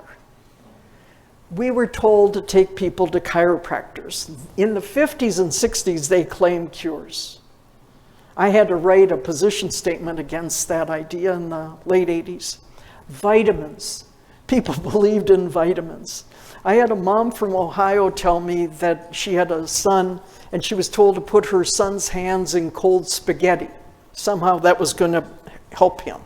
Then she was told to put a white ping pong ball in his navel because it would send oxygen to his brain. We had a partner in Arizona who had an IEP for her son, and the teacher said that in spina bifida, the memory is in your son's tummy, so she had to rub it every day. So I said, I will find you somebody who can take on this teacher. So I found a professor at San Diego State University who could take on the teacher and say no, that the memory is not in the abdomen. We had in the 1990s a Colorado foundation that wanted to build a tank filled with dolphins to teach kids how to speak. So you dump the kid in the water and the kid says, get me out of here, right? I mean, it'd be like, get me. And then drugs. And in Missouri, oh, the stories they tell me about what they're trying to feed their sons and daughters. It's like, aren't there any ethics anymore? So here's the Sagan method. These boys are told to lift weights. Now, in the old days, they were called dumbbells, remember? This is before Title IX. The girls are told to lift scarves. So that's their exercise. And then what happened? These state schools that were going to cure people become custodial. And so enrollment increases, staffing doesn't keep pace, money doesn't keep pace, and pretty soon they become inmates. And we have ratios of 1 to 100. Here's the punishment squad. Education is sacrificed. Now we're going to do control and compliance. And so you get punished. There was a book written in the mid-60s called Dehumanization. And so we take away people's rights, their respect, their dignity. And this is where I start in the field in 1972. I will never forget, people would be placed in an institution, you take away their clothes. Relatives would bring clothes, hair ribbons, something for Christmas or gifts, staff would take it away. They'd wear smocks, they'd wear no clothes. You take away their name. So I used to open up case records and I'd say, so your name is, and they'd say, no, that's not my name. That was the name they assigned me at the institution.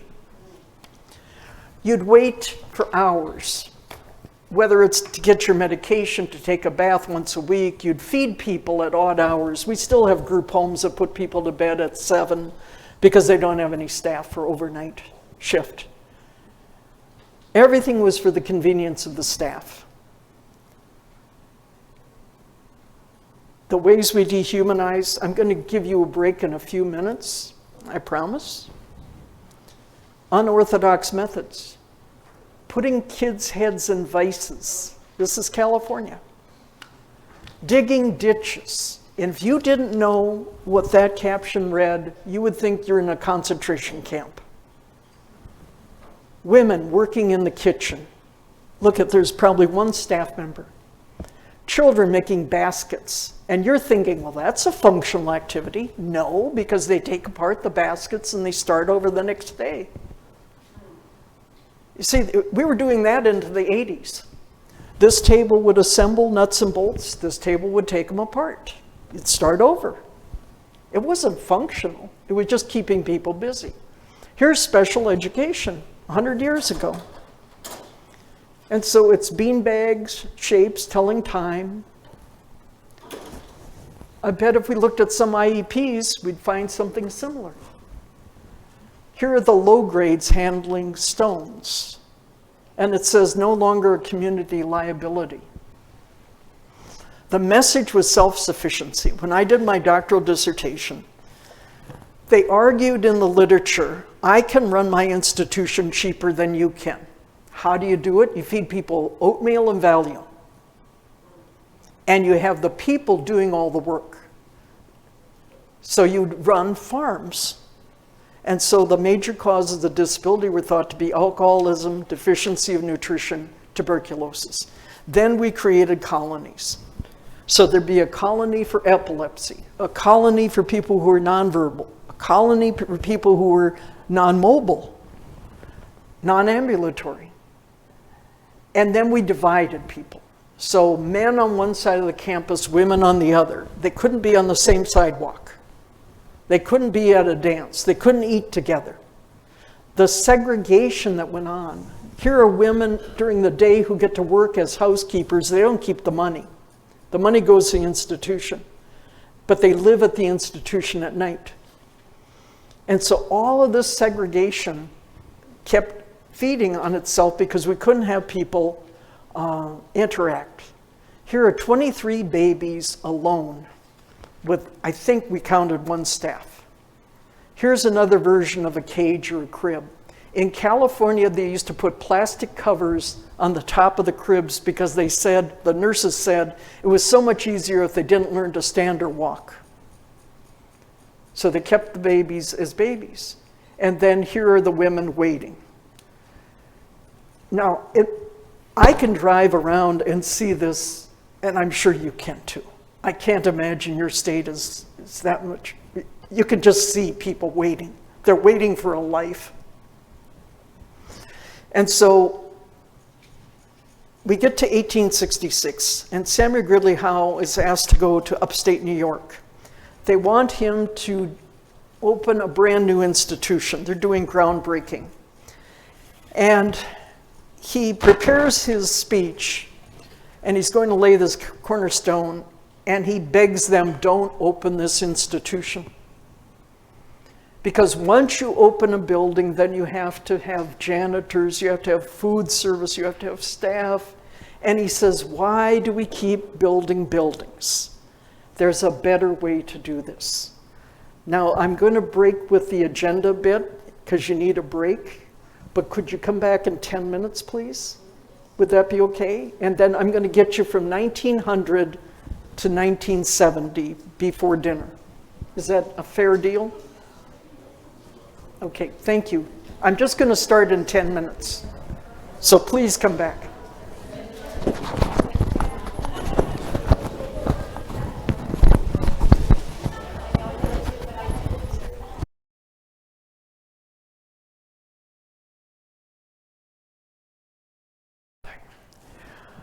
This part of history starts in 1900, and this is Alfred Binet. You know him because you've all been tested using his scale or a derivative.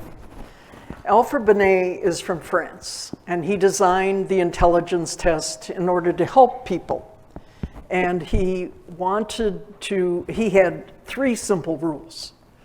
So he said, intelligence scores do not define anything permanent.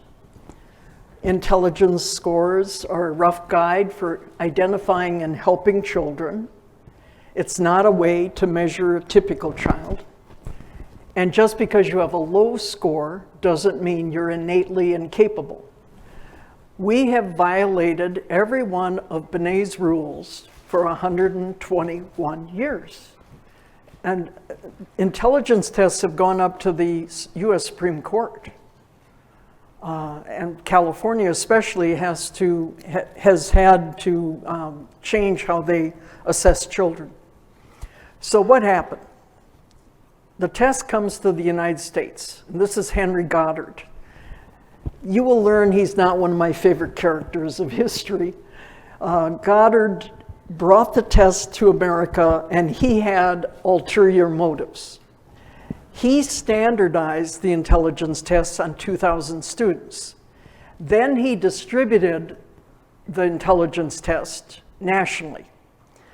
Goddard's mission was to build institutions to sterilize people with disabilities and to cause segregation. Goddard believed in genetics, and he thought that there was a single recessive gene, and so he wanted all of these policies implemented. Now, several events are coming together. First of all, we've got this wave of immigration from Eastern Europe. I'm not talking about England and Germany. I'm talking about Czechoslovakia, Latvia, Lithuania, Estonia, probably the old Yugoslavia. And so all of these Eastern Europeans are coming to America, and there's a fear for people's jobs. So Congress is passing legislation to prevent anybody with a disability from entering the US, immigrating. And it wasn't until 1965 before some of these restrictions were changed. And it was Senator Eugene McCarthy from Minnesota who was an author of one of the bills. So here's a graphic display. On the far left is the beginning of our country. On the far right is the peak of immigration about 120 years ago. So you can see that, there's this escalation of immigrants. And here's what Congress did. In 1882, the first law was that we're not going to allow any convicts, lunatics, idiots, or someone unable to take care of himself or herself or themselves. In 1891, they added more categories.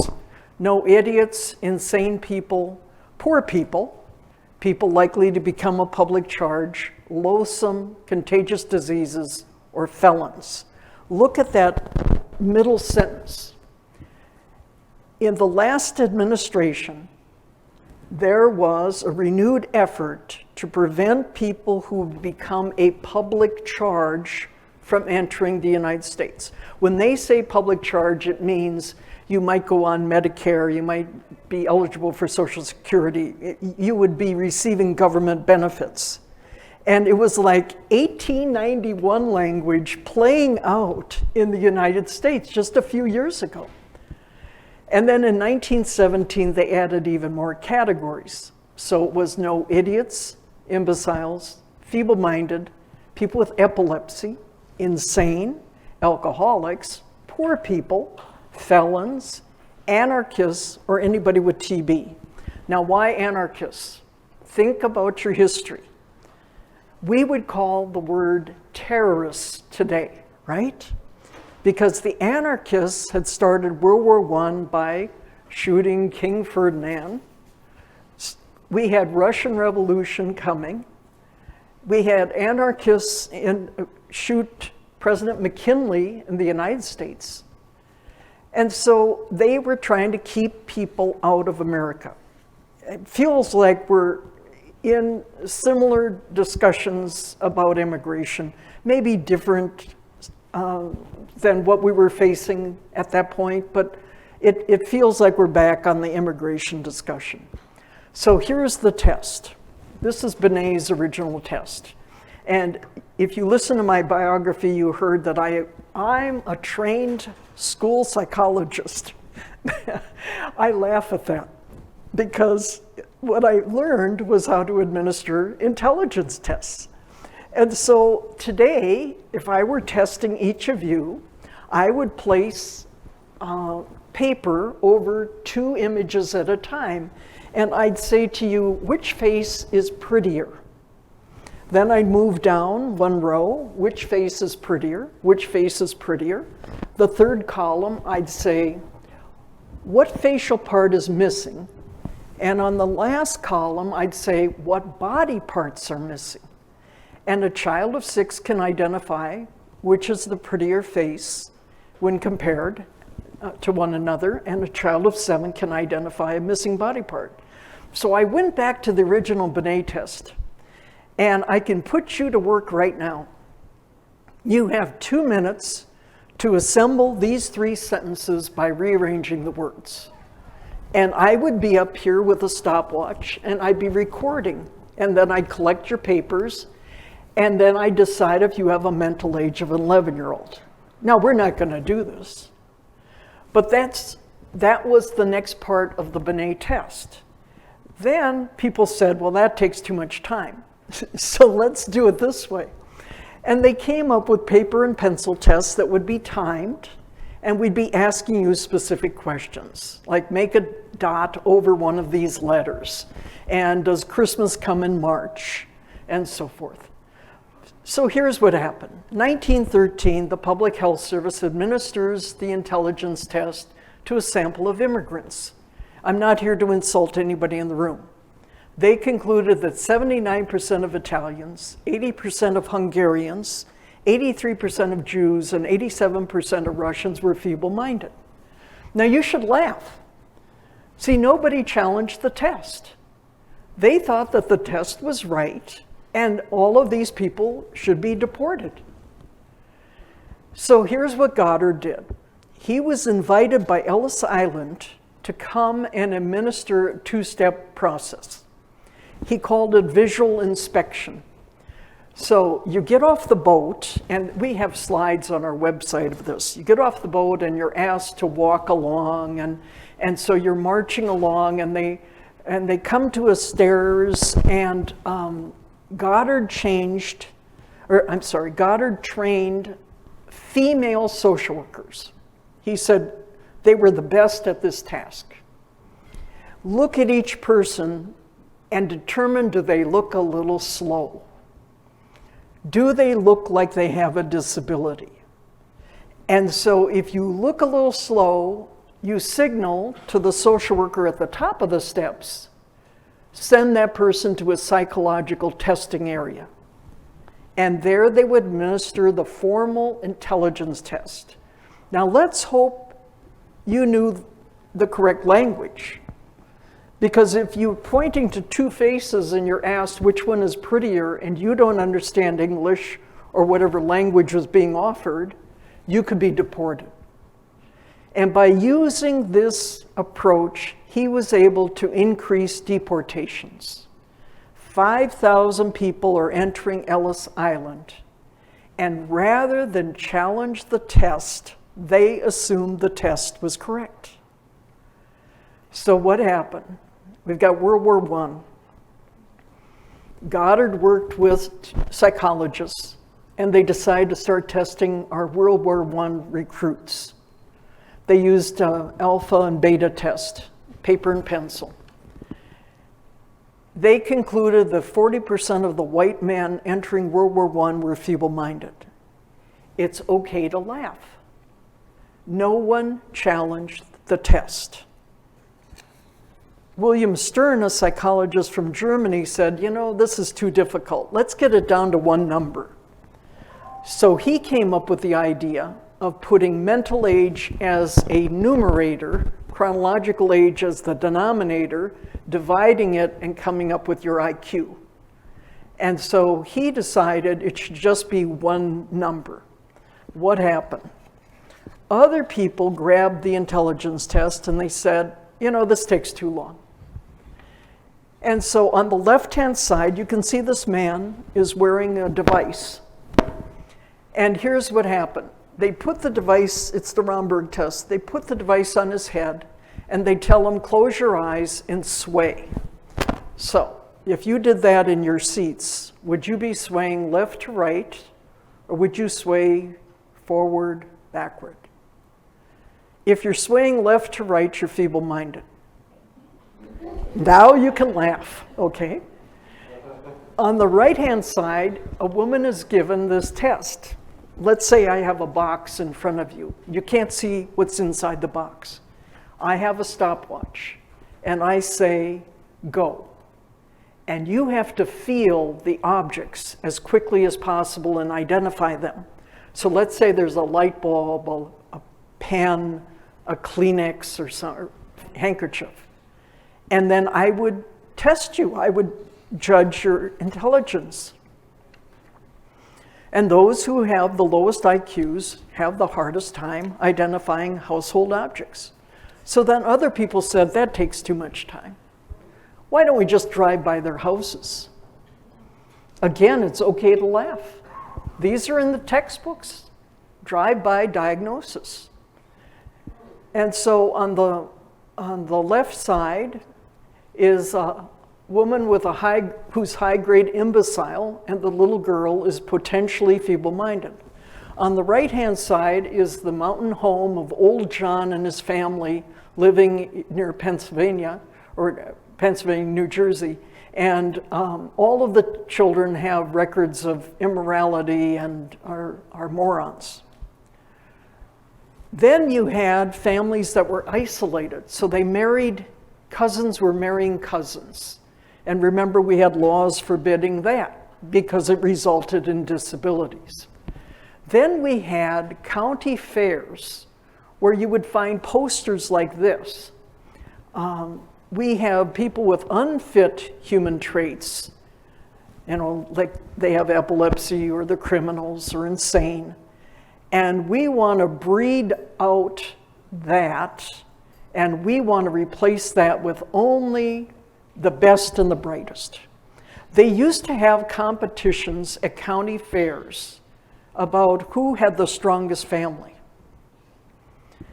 Then you can see in textbooks social types of feeble-mindedness. Poor people. You can have a disability because you're poor. Your environment, lead poisoning, your diet. And then mixed marriages were outlawed because researchers at Stanford University concluded that children from mixed marriages would have disabilities. The original research would be Chinese and Caucasians, whites. You're probably thinking African American white, it was Chinese white. And that had to go to the Supreme Court, I think in 1965. Now here's Goddard's worst invention, and it's still around. On the far left side is your projected mental age. Mental age is disproven. People are still using it, especially courts. In the middle is a prediction of your employment outcomes. On the far right is your IQ. So let's take a 10-year-old. The person has a 10-year mental age. You'll be a good institution helper. You can do routine work. And so people believe this. We have partners who come to class and they say, my 8-year-old daughter is crushing cans. That's what the IEP reads. And you're saying, why?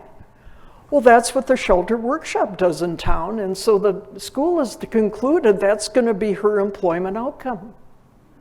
And you're like shocked. How can this be? But you see, they're basing it upon some prediction that Goddard came up with. And so here's a normal curve. 100 is a typical IQ.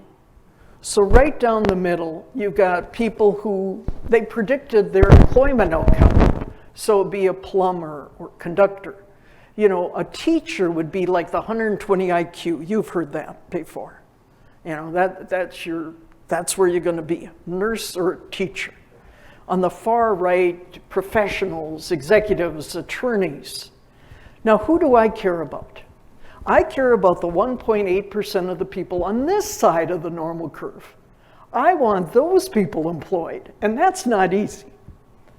We can show how we give people jobs, but it isn't easy because people still believe in the continuum. And so they think that you first have to learn this skill, and then you can learn this skill, and then you can graduate to this opportunity, and so forth. Now, here's some of those visual diagnoses. And so in the old days, they used to say mongoloid, and I'm sorry, I was in North Carolina, and the partners had to tell me about a clinic, medical clinic, that still had that out-of-date language, so they went to work to get rid of it. And people with a variety of disabilities and certain IQs and certain apathy and so forth. And so let me just stay there. So in the 1960s, the Department of Health, Education, and Welfare used to send out books like this. I bet you've never seen this book. I'd get a book like this because I was out in a rural, remote area in Minnesota working. And they would send these, they started in the 60s, and it says, the visual diagnosis of people. And then you'd open it up, and they would say, hydrocephalus, here's what it looks like. And they'd say, the reason we designed this book is so that those of you out in the rural areas, and you don't come across all these disabilities, you'll be able to recognize them. And look, at black and white photos, head-on shots. Is it okay if I hand this to you and you can hand it around, please? Thank you. And so that's what we were taught, visual diagnosis. Now, here's another extra credit assignment. NBC News created a news segment about redefining beauty. This woman has albinism. She was on a subway. A high-end fashion photographer saw her and said, she's gorgeous. Now, she doesn't think she's gorgeous. She gets home, the photographer's following her and contacts her, and she's a little upset. Is he a stalker? Eventually, he convinces her to come to his studio. Again, this is the high-end photographer, Cindy Crawford. I mean, the who's who of models, and I don't have all the up-to-date names, I'm sorry. And he takes this photo, and he says, you're gorgeous.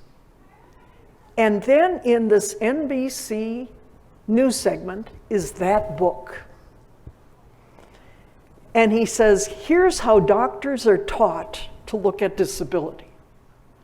Head-on, straight photographs, black and white, nothing positive. And so he decides to start going out to conventions. And the conventions are often genetic syndromes, and it would have very distinct characteristics of the face. And he makes the kids gorgeous. And he says, now I'm going to have these children and these adults teach the medical doctors what it means to have this disability. I'm not going to have the medical doctors look at that green book. So as an extra assignment, you might want to just go out and try to find redefining beauty, because it's certainly worth it's such a paradigm shift. It's such a 21st century way of looking at things. So we'll go back to the early 1900s. Goddard is out, and now Goddard is saying, if you have a disability, you're probably a criminal. If you're a criminal, you probably have a disability. Look at the second headline. Goddard is arguing that there are 13,000 people with disabilities in New Jersey, and they need to be institutionalized to protect the public because they're potentially criminals. That's the spillover, that suddenly we have pity and the menace. So then we get to the Jukes, and this is an old sociological study, and I can't be the only person who ever studied this. I'm always amazed no one's heard of the Jukes family. But this was an upstate New York family in the hills, And basically it was relatives married to relatives, and they studied the family because they were all in jails. And they realized that they were related by blood and so forth. And so in Minneapolis, we had a mayoral contest, and we actually had one of the mayor's candidates say that there are only 6 families in Minneapolis that cause all the crimes. And I thought, he's studying the Jukes family from 1874, but he said this in 2013.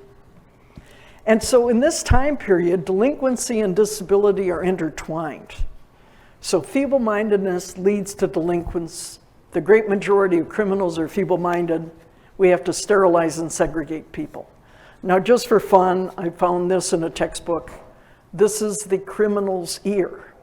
And so they drew that if you were a criminal, your ear looked like this. You want to look at your neighbor's ears right now, don't you? You just want to take a peek, don't you? And then we get to the Kallikak family, and this is the famous study of Goddard. It's 1912, I think. Her name really is Emma Wolverton.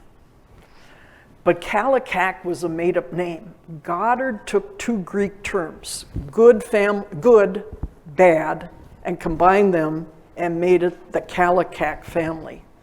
And he was arguing for institutions. And so he went back and had his researchers go look up her family history. And so her great-great-grandfather had been a soldier in the Revolutionary War, and at age 15 had a relationship with a barmaid. From that side of the family came 480 descendants, all of whom are criminals, prostitutes. They're all alcoholics. Very few people are typical. After the war, he goes back and marries an upstanding Quaker woman from Philadelphia. They have almost 500 descendants, none of whom have any disabilities. They're just a wonderful family. And he said, see, this proves it. It's all genetics. And these families are multiplying at twice the rate, so we've got to sterilize the bad families. And I found the book reviews, and it says, outstanding book, this is the answer. And then it was disproven. Why? Because he told the researchers what he wanted to find out, and they gave him the result he wanted. So this is the eugenics period. And this is when we have sterilizations and deaths of people. Eugenics means you're building a better human race by preventing people unfit to have children. This is where we sterilize. Indiana passed the first law. We passed the law. 33 states passed laws. Automatic sterilization if you're leaving an institution. We checked in 1985, they still had sterilization statutes on the books. In the beginning, men were castrated, women given hysterectomies, then tubal ligation.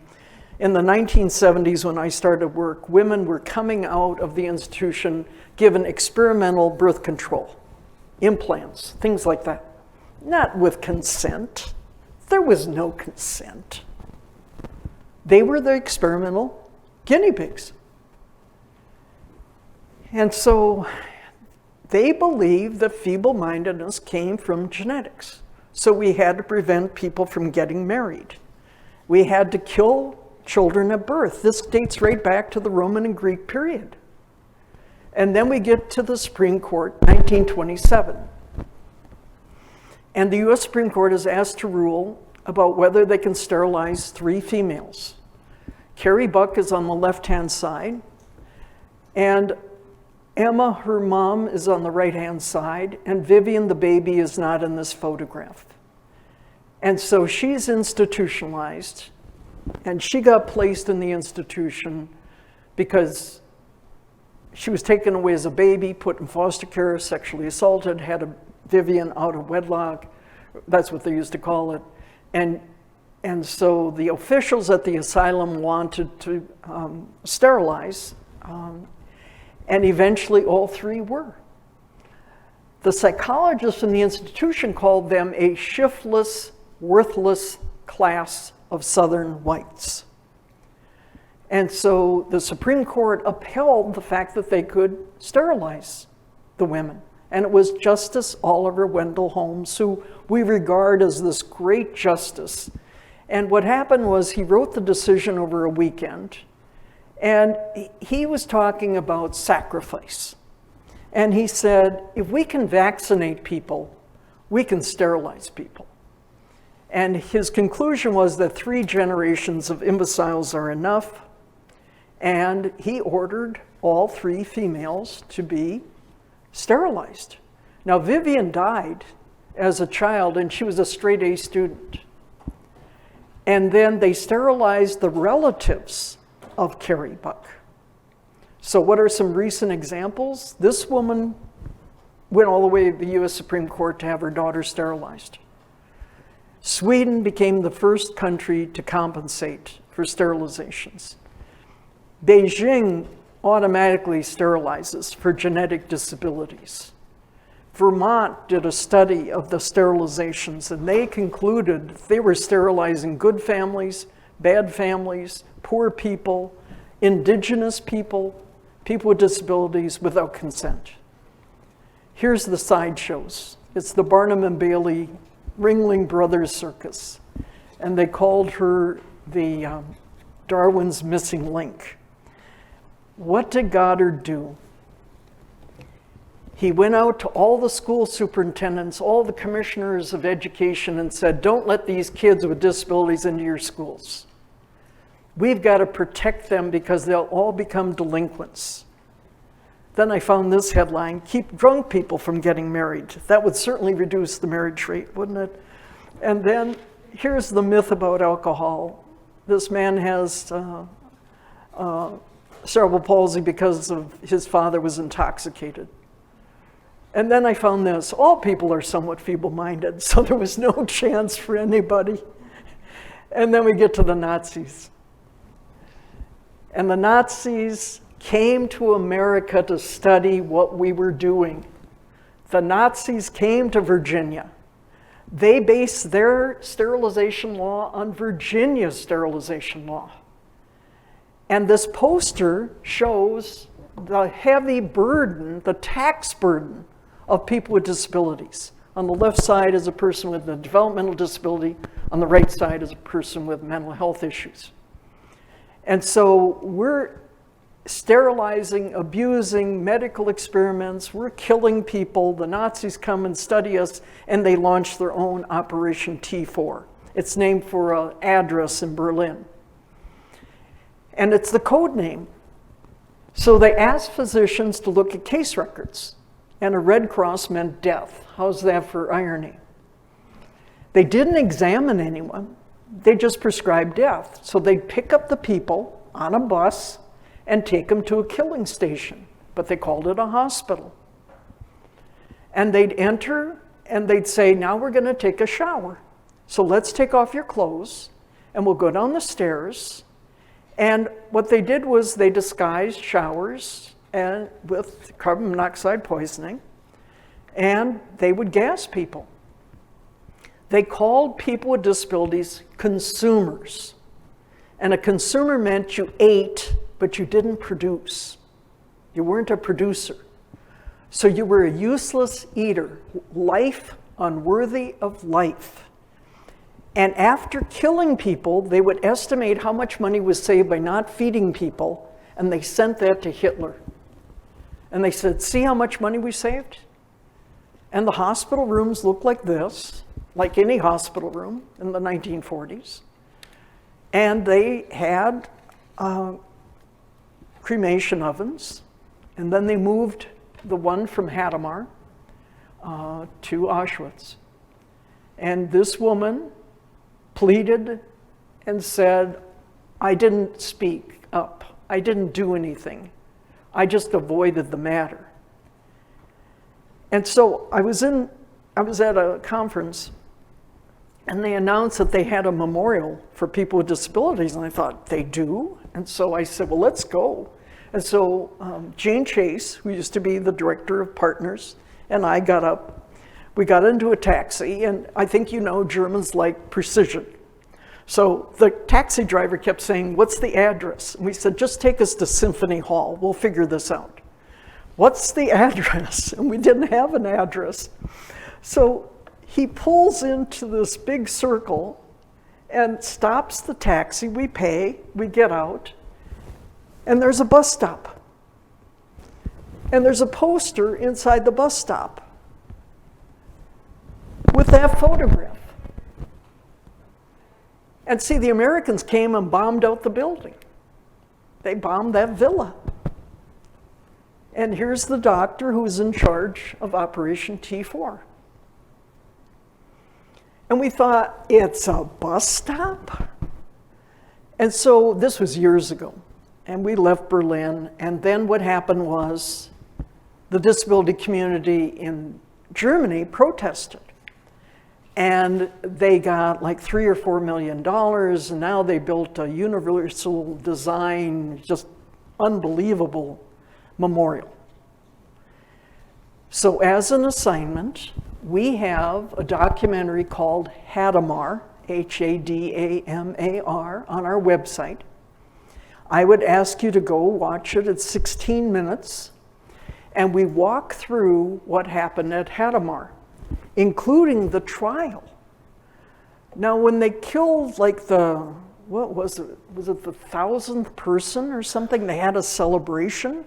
And this is horrible, I'm sorry. But they used the skulls for mugs. And we show you the doctors, we show you the nurses, we show you the steps, we show you the people behind getting this built. And we use it for partners in policymaking, just to supplement this presentation. So the Nazis who killed people with disabilities were treated leniently. And within this Holocaust, there was a Black Holocaust. So if you don't know about that, you should probably do your research. They were regarded as Rhineland bastards. They shouldn't have interactions. There should be no friendships. And then I keep finding articles about who else was killed. Now, I'm not taking anything away from 6 million Jews who were killed. I'm just saying we were first. Our folks went first. We were the experiments. And the catalog of camps includes over 42,000. And they used the language differently. A care camp, a care center meant an abortion center. And so they use the language completely differently than Americans do. Now, I want you to know about cemeteries and the lack of memorials for people with disabilities at state institutions. This is in the back of this is the last chapter of Joe Shapiro's book, No Pity. And he talks about walking back and forth over the cemetery and realizing he's walking all over graves because there's no markers, just stones with numbers on them.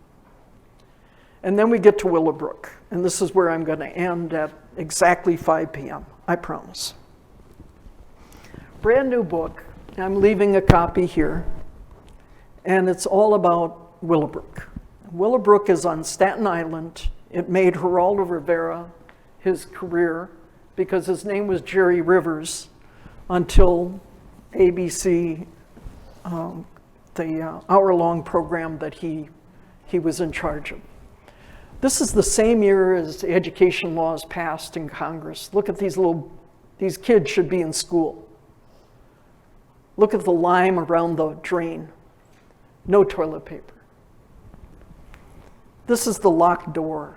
I've seen this many times where the individuals who live there are beating on the door. You could see they've been beating on that door trying to get through the locked door.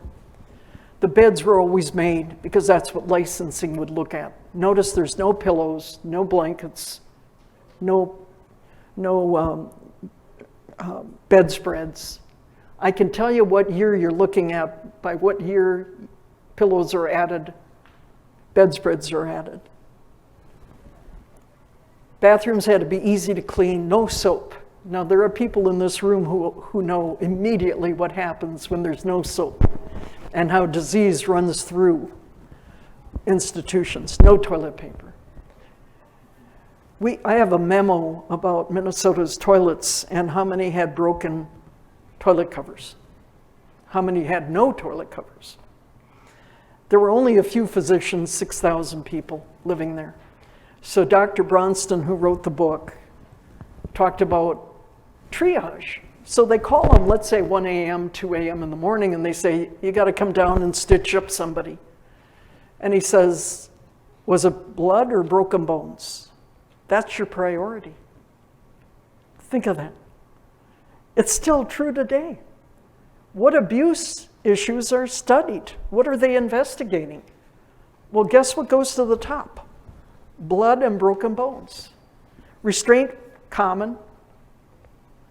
No professional associations ever spoke up. The parents eventually sued, and they used cruel and unusual punishment as their argument in court. No licensing violations ever. And people were put in carts and cribs. And so, looking on the right side, remember when Romania hit the news in America about how they were cheating their children? It looked identical to that. Medical experiments. There were parents who told us that they allowed their children to go there even though they knew they were going to be infected with hepatitis because the doctors said, well, they're going to get it anyway. So you might as well let us experiment. And so they were infected. Nobody spoke up. Children were abandoned. And there's a chapter when I leave the book about Radiator Man. And so what happened is every day he got up, he was naked, he'd go lay in front of that radiator. It's a piece of sheet metal.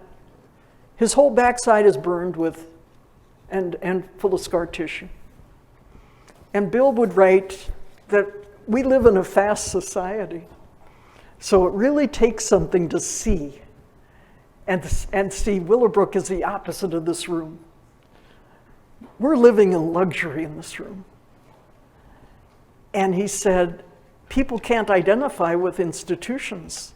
It really takes a lot to see. And I used to walk through institution buildings as an expert witness, and the people would be naked. These men have underwear on. And there's nothing soft. No place for warmth. And he said, it took me a long time to realize what the radiator meant for children and adults. And the radiator becomes mother. That's why they're clinging. They're clinging to a piece of metal because that is their mother. And so what do we learn from these slides? And I want you to think about that because tomorrow when I get to pick up again, I'll ask you about what you learned. But I want to just share with you, the fellow on the right-hand side sent me a thank you letter. And he came to Texas Partners in a wooden cart. He was flat on his back. There's another man who came to a different partners program flat on his back. What happened was Wolf Wolfensberger went to Scandinavia and came back to America, and he said, you know, in Scandinavia, they get people out of the beds. And the American superintendent said, oh, we can't do that. So eventually they got them out of beds, but they put them on concrete floors, and of course their skin breaks down, right? You got ulcers. So they put them on mats. And then somebody said, let's invent the cripple cart. Horrible name. You can see it's homemade. It's a homemade wooden cart with a handle and homemade bicycle tires, little tires on. And so these men who came to Partners in Policymaking lived in wooden carts their lives. They got out of the bed, put on a floor, off the mat, into a cripple cart, and when they came into the classroom, they'd come right up here, and they'd be stationed right next to me so they could look up at the slides. That's what we did to people. And so now you're through the worst. And so everything from this point forward is going to be positive, I promise. And so tonight we're going to talk about partners, why we started it. And tomorrow I'm going to pick up the story. It's going to be 1950, and the parents start organizing and get out of the way of the parent movement, the independent living movement, and the self-advocacy movement, because all of this is challenged, everything. Because these are the parents who had nightmares. That's all they had. You know, they'd often say, I'd rather be dead. I hope my son or daughter dies before I do, because there was no hope. So, Daryl, dinner. It's 4:59. So, I promised him I'd end on time. Do you want this? I don't know about you, but I've learned a lot in that that short period of time. Basically because Colleen has a lot of knowledge, and I know I've enjoyed every time I've talked to her, I met with her.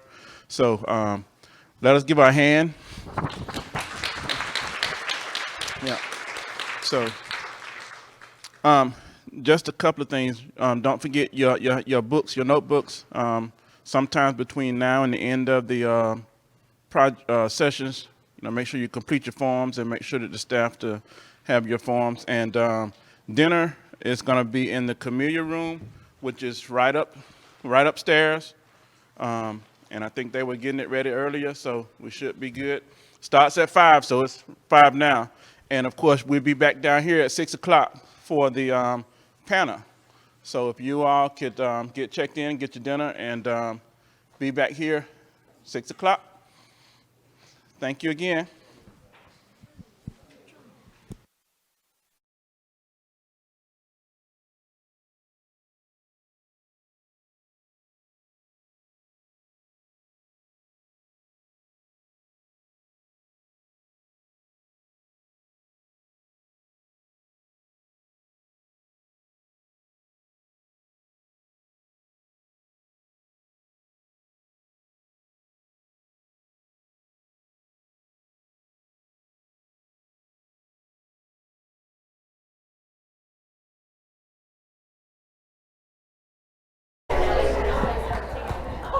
Okay, how's it been so far?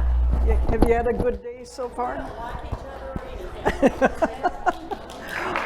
Everybody, we're gonna get started back. Wait, can I take 5 seconds? You found your phone upstairs. It's yours. You have your camera on the back.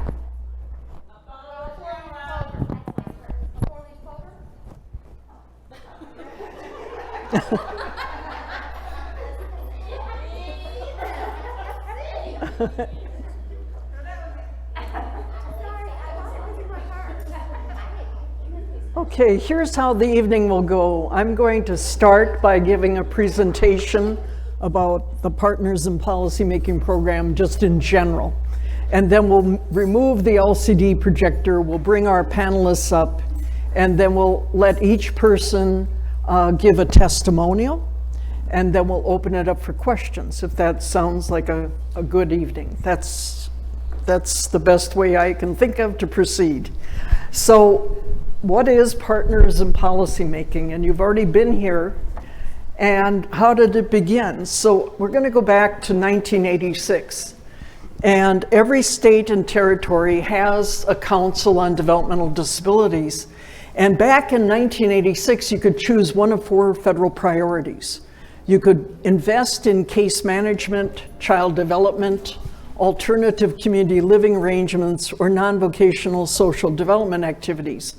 And at that time period, we went around and interviewed people, and we had town hall meetings and input, and we chose case management based upon public input. And within that area, we decided not to hire a social worker. So how do you do case management as your priority but don't hire a social worker? What we did was we funded a voucher project which preceded the self-determination effort nationally. And so we gave people money and we said, spend it on services, and they got 3 times more service with less cost, greater satisfaction. We funded laptop computers because the case managers told us we're burdened with paperwork. Now visualize in 1986 a laptop computer, which would have like 1/1,000,000th the power of all of your iPhones, right? I mean, it was just big, clumsy, and not very helpful.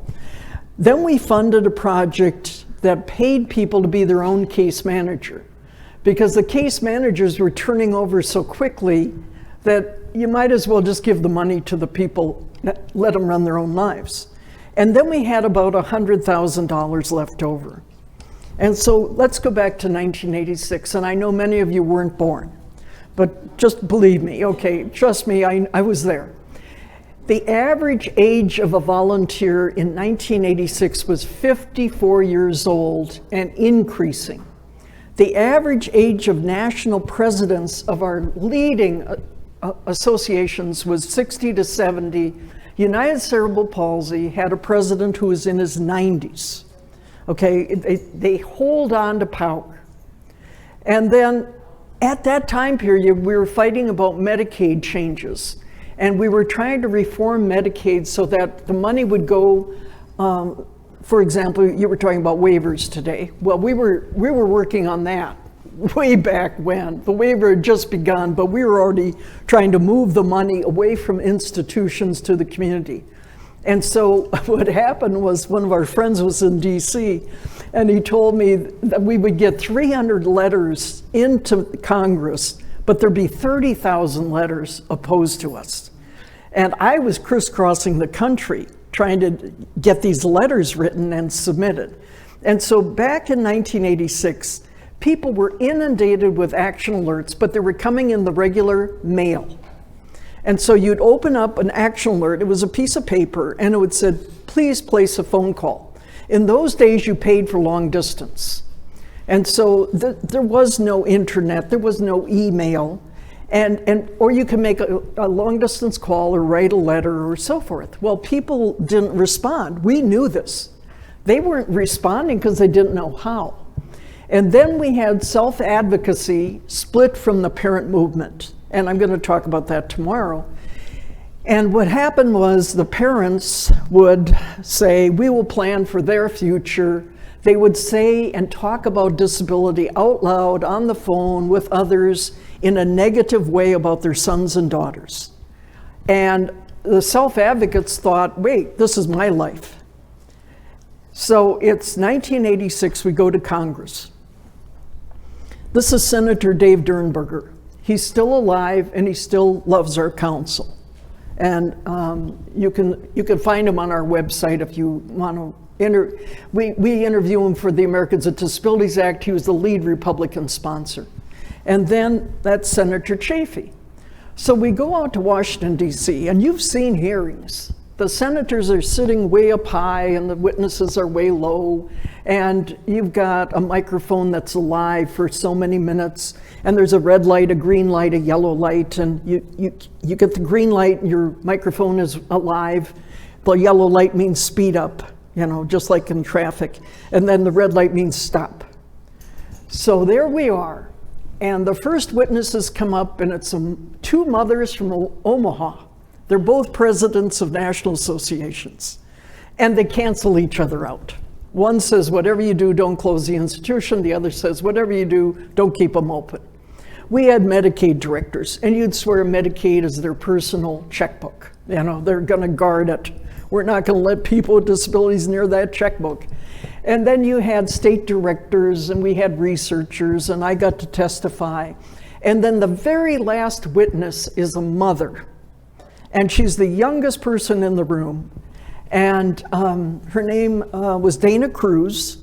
And Senator Durnberger told me this story. He had gone up to International Falls, which is right on the Canadian border. It's the notch in our state. And he said, I went up fishing, and instead I found this woman who told me about all the problems she was having. And it was about her child. And she gave up, she came up, and they were giving her conflicting instructions. Look at the senators, don't look at the senators. Read your script, don't read your script. You want a photograph taken, and so forth. She said, Medicaid is incoherent. You'll pay for someone in an institution, but not in their home. You're making us spend down to poverty level in order to help us. We're sitting in the room, and I'm thinking, we can teach this. I could spend tomorrow, and I'd have you ready to go to Congress on Monday. I know how to teach you to testify in Congress. Why aren't we teaching people who are the most, the ones who have the most to gain from Congress? Why are we sending researchers? Why are we sending the state Medicaid director? We should be listening to the people. And that's what you heard during the kickoff with your state legislator. And so we went back to Minnesota. This was a Thursday, I think. We went back to Minnesota, and on Monday, we put the concept together. We can teach you how to communicate with public officials, but the other part is we can teach you what is best practice. So you're not lobbying for old stuff. We want you to think about best practice, good ideas, good examples of good ideas. So this is designed for individuals and parents, and of course, state of the art has changed. So back in 1987, people would come in with an alphabet board. It would be a homemade board, and people would point to one letter at a time. In 1987, just think about 87 compared to 2021. It's night and day. In 87, we were happy if somebody got invited to a birthday party. In 87, we were happy if somebody got included in a physical education class. In 87, we were happy with job crews, mobile enclaves, whatever. Everything has changed. And so this is innovative leadership program, 128 hours of instruction. That's why we keep you on task here. And you're making a commitment, not just in class, but you're going to do readings or homework or assignments. We want you involved. And so we have 25 competencies spread across these weekends. And this is the first weekend that grounds you in history. If you understand history, you're going to know more than the people you're working with, because nobody teaches this. And so it's not only history of what happened in these last 3,500 years, but the history of how parents organized, how self-advocates organized, and independent living. You're going to have a weekend on education, not only inclusion, but civil conversations, effective team meetings. Somewhere along the line, you're going to hear about assistive technology, service coordination, person-centered planning, employment, and that's competitive integrated employment, supported housing. You're going to go to the state legislature or have legislators come to you. You're going to learn how to testify. You're going to learn how to analyze a bill. You're going to learn how to hold a meeting. You're going to learn about the federal laws and how Congress functions or doesn't function, and you're going to identify critical federal issues. Hopefully, you're also along the way will learn the techniques of how to organize with others, how to use the media, how to be a good board member. You can make parliamentary procedure interesting. I promise this. Because we'd start with a motion, and the first motion would be that you're going to spend all the rest of your money going to Hawaii, right? And then you're going to debate, well, who gets to go to Hawaii? And then you're going to make an amendment. Well, I think, if you have a family member, they should go to Hawaii with us. And then somebody else is going to amend the amendment. And then you're going to vote on the amendment to the amendment. And then you're going to vote. And then you're going to come up with another motion. And it's fun. You can make this fun. It doesn't have to be dreary. So since in 2015, when we did the survey, we had 25,000 graduates in the United States, 2,000 internationally. We finished another survey this last year. We're up to 29,000 graduates. And then we have converted all of our classes to online training. It's just good review for you. And then every state has probably replicated the program to some extent. Now, they may not use the term partners of policymaking. They can use leadership series or other words, but basically I've helped every state. And then we have international visitors. So people come to Minnesota, or we can host people in other states, and then you have to sit and do cross-cultural translations, because not every country is a democracy. And so even people in England, we had to convince them to go visit members of parliament. They had never thought of it. It was like, why would I visit a member of parliament? Because they're passing laws. So the quality principles include that it's competency-based.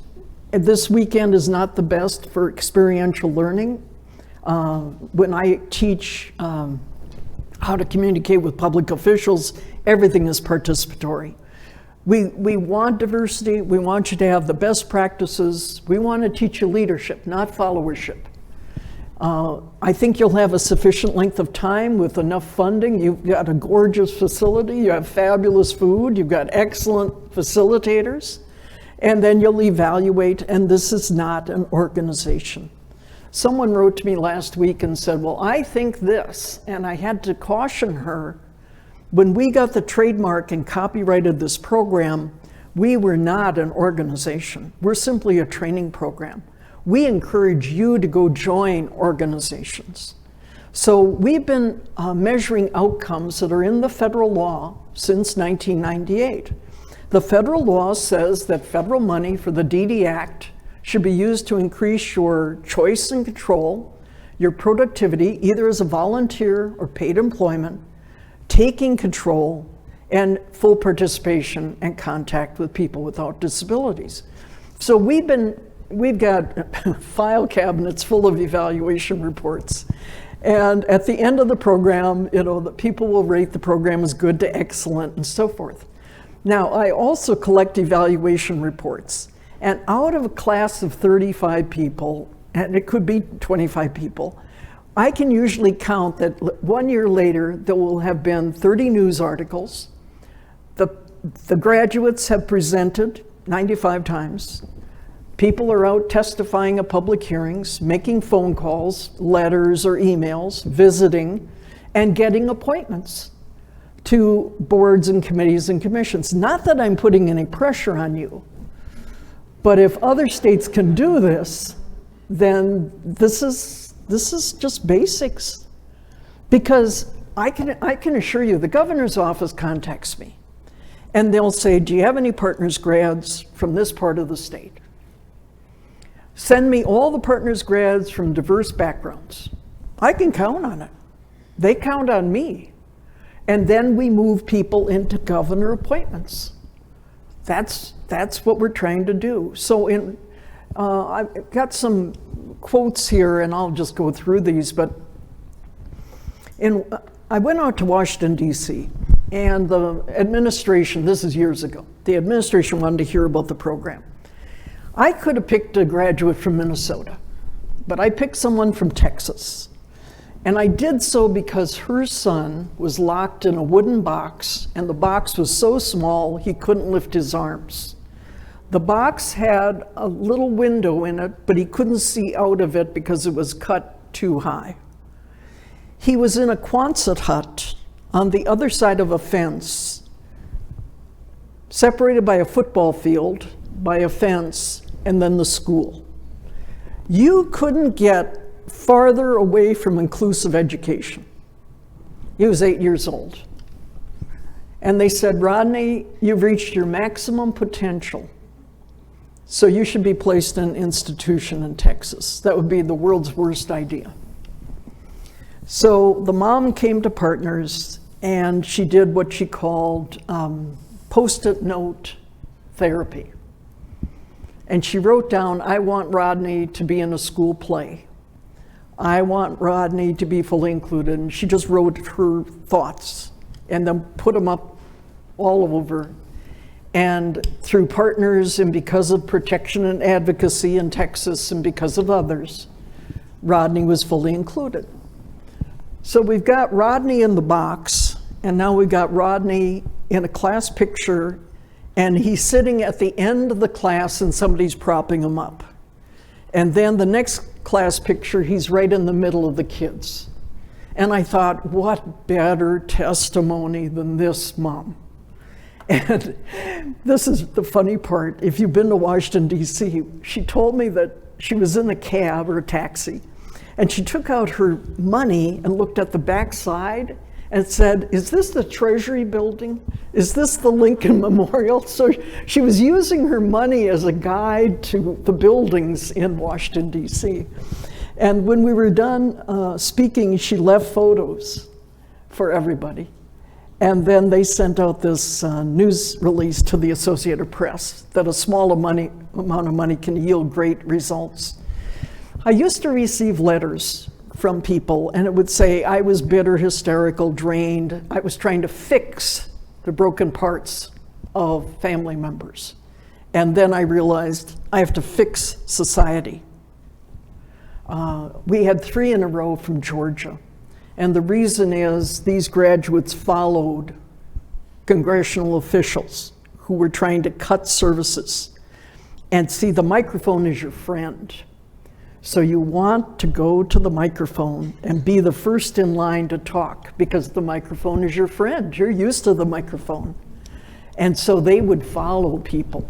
So I was invited to go down. Rosalind Carter has an annual respite care conference. And the planes got messed up, and I arrived late, and I'm there, and she comes to talk to me.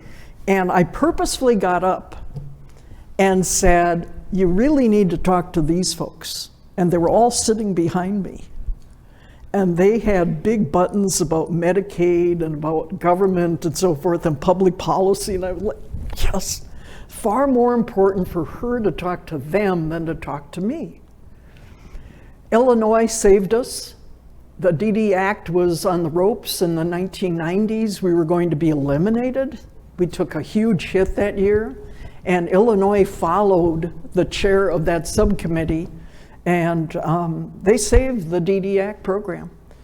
We had people who have gone through the program who never crossed the street by themselves.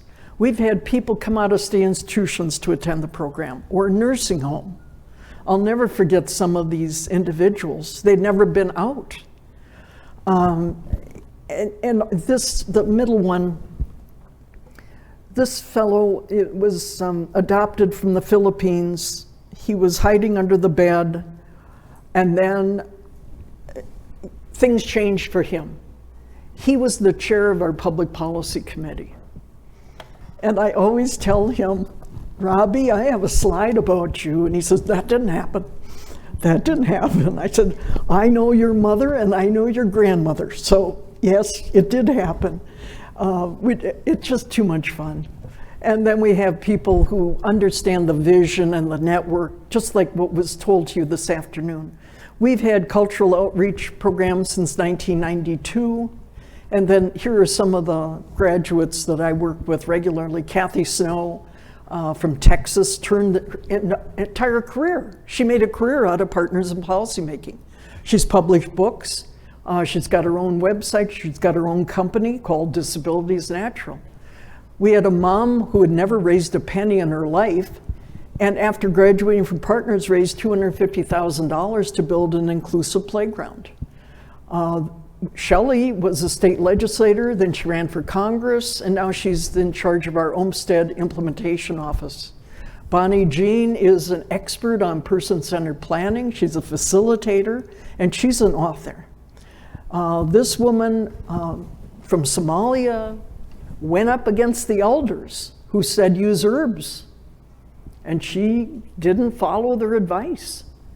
And she made the front page of the Star Tribune. This fellow owns his own museum of old telephones, and he lives in Wawina, which is very close to the Canadian border. And what he does is help other families with their IEPs. USA Today featured articles about inclusion, and those were the graduates from Iowa. This woman is still active, Linda Warner. She was the first non-medical doctor to become the president of the Epilepsy Foundation of America. And she's been battling cancer, and she said at some point the teacher becomes the student becomes the teacher, and now her son has been helping her. This young lady was the first to be fully included in England, in her area. They have very segregated programs. This woman went to the White House to introduce the work incentives bill, and she said, "I'm just a humble person. I've never been on an airplane. I just want a better life." I love Jerry. Jerry graduated from the Los Angeles program, and he said he went to Rain Man and could answer the math questions faster than Dustin Hoffman's character. And so people are looking at him. He says, "I wonder if I have what he has." And that's when he got a diagnosis. His life story was optioned by Steven Spielberg, and Josh Hartnett played his part. And then he and his wife were on 60 Minutes. His wife can channel opera music, but doesn't know one note of music, but she can channel and write it. These are folks from England. They came to visit us, and they got money from Tony Blair to study youth leadership. And then Karen Flood with the blue shirt is the president of People First in England. And then this is Doris, and Doris came to America. Doris is from the UK. And she said, "Colleen, I was invited to speak to the National Self-Determination Conference." And she said, "The professor before me was just going blah, blah, blah. And I had to get up and spend my time explaining to the audience what he was trying to say." I just love this woman. This woman went to the Minnesota program, and when she saw the slides I showed you today, left Northwest Airlines as a mechanic and became an attorney. And she's still involved as an attorney. We were able to get Julie a scholarship to Harvard, so she got her degree in government. Joel Barnett sued every building in Texas and then left town.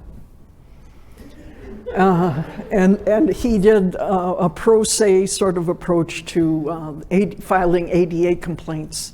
Lynn Zaretsky from Utah is a journalist, and she was writing columns out there. We got people from West Virginia and Alabama using their knowledge. And then we've got all these, I can send you books, I can send you publications, you can go online and look at things, but we've got partners in making your case. It's how to lobby, how to be an advocate, partners in employment, in education. This is the history weekend, and then living. And then we've got an app called Telling Your Story. 6 simple questions. You complete it, you send it from your app with your photograph to a public official, and then save it. And then we've got lots of books about testimonials. And so we've registered the name Partners in Policymaking. We did it on purpose. In the event of international replication, they could have misused the name. So the Attorney General's office and the World Trade Center worked with us. So that's why we did it. We didn't do it for money. We're not making money. There's no money in Partners in Policymaking. It's simply to save the name of the program. And then I just want to show you some of our graduates and some of the self-advocacy. He served on our council. He has 3 sons with autism. This is the coordinator up in Manchester. This is a man who came out of a nursing home to be with us, self-advocate. We've got other self-advocates from West Central Minnesota. This woman is very active in self-determination out of Boston. Here's Senator Dernberger with one of our self-advocates. We've got people who went on for PhDs, law degrees, and so forth. She just got a fellowship, a Bush Fellowship, which is in our state a big deal to get one of those. And I think this is Georgia, one of the Georgia's classes, and then New Jersey and Minnesota. And so here are some tips. Be on time. This is like rigid. I mean, this is like, we got to get you in your seat. We got to be ready to go because we have so much information to share with you. So we need you to look at the agenda, stay on time. If you're asked to do homework or assignments, bring it. Don't let it sit out there. Come prepared to learn. Now, in Minnesota, this is more apt than here. bring layers of clothing because it could either be 80 degrees in the room or, like freezing in the room. Because this is federally funded, do not bring alcohol into the room. Do not do this. Just please, we're trying to keep this program going. We want you to sit in different places, meet everybody in the room, everybody has the right to learn, and you all might learn differently. If somebody shares a story about a son or daughter themselves, keep it private. Don't leave here and start talking about stuff like that. And then just be respectful of each other. Respect the time of the speaker. You've been fabulous today, so I appreciate that. I gladly will take questions, but I had a lot to get through. And then we're really wanting you to listen to each other, to learn each other's stories and so forth. And this is all about stretching. You might be ticked off about something, but that's okay. Just, take it under advisement, relax. We're not forcing anything, but it's good to be pushed a little bit, to stretch a little bit. And then you get to know everybody. That's really important because this is your new family. And then there's time match, there's thank you notes. We want you to be involved. We want you to bring this information out to the community. We want you to use the microphone. It's so critical that you have that skill, and it is a friend. And then participate, because everybody has to play. Everybody's here to play. And then we all want you to work together to have that positive experience. Now, we're going to take down the LCD projector, and then we're going to bring our partners panel up here, and we're going to let everybody talk. So this will take, let's knock it down. Thank you. And so just give us a few minutes to get set up. And will the panel members come up, please?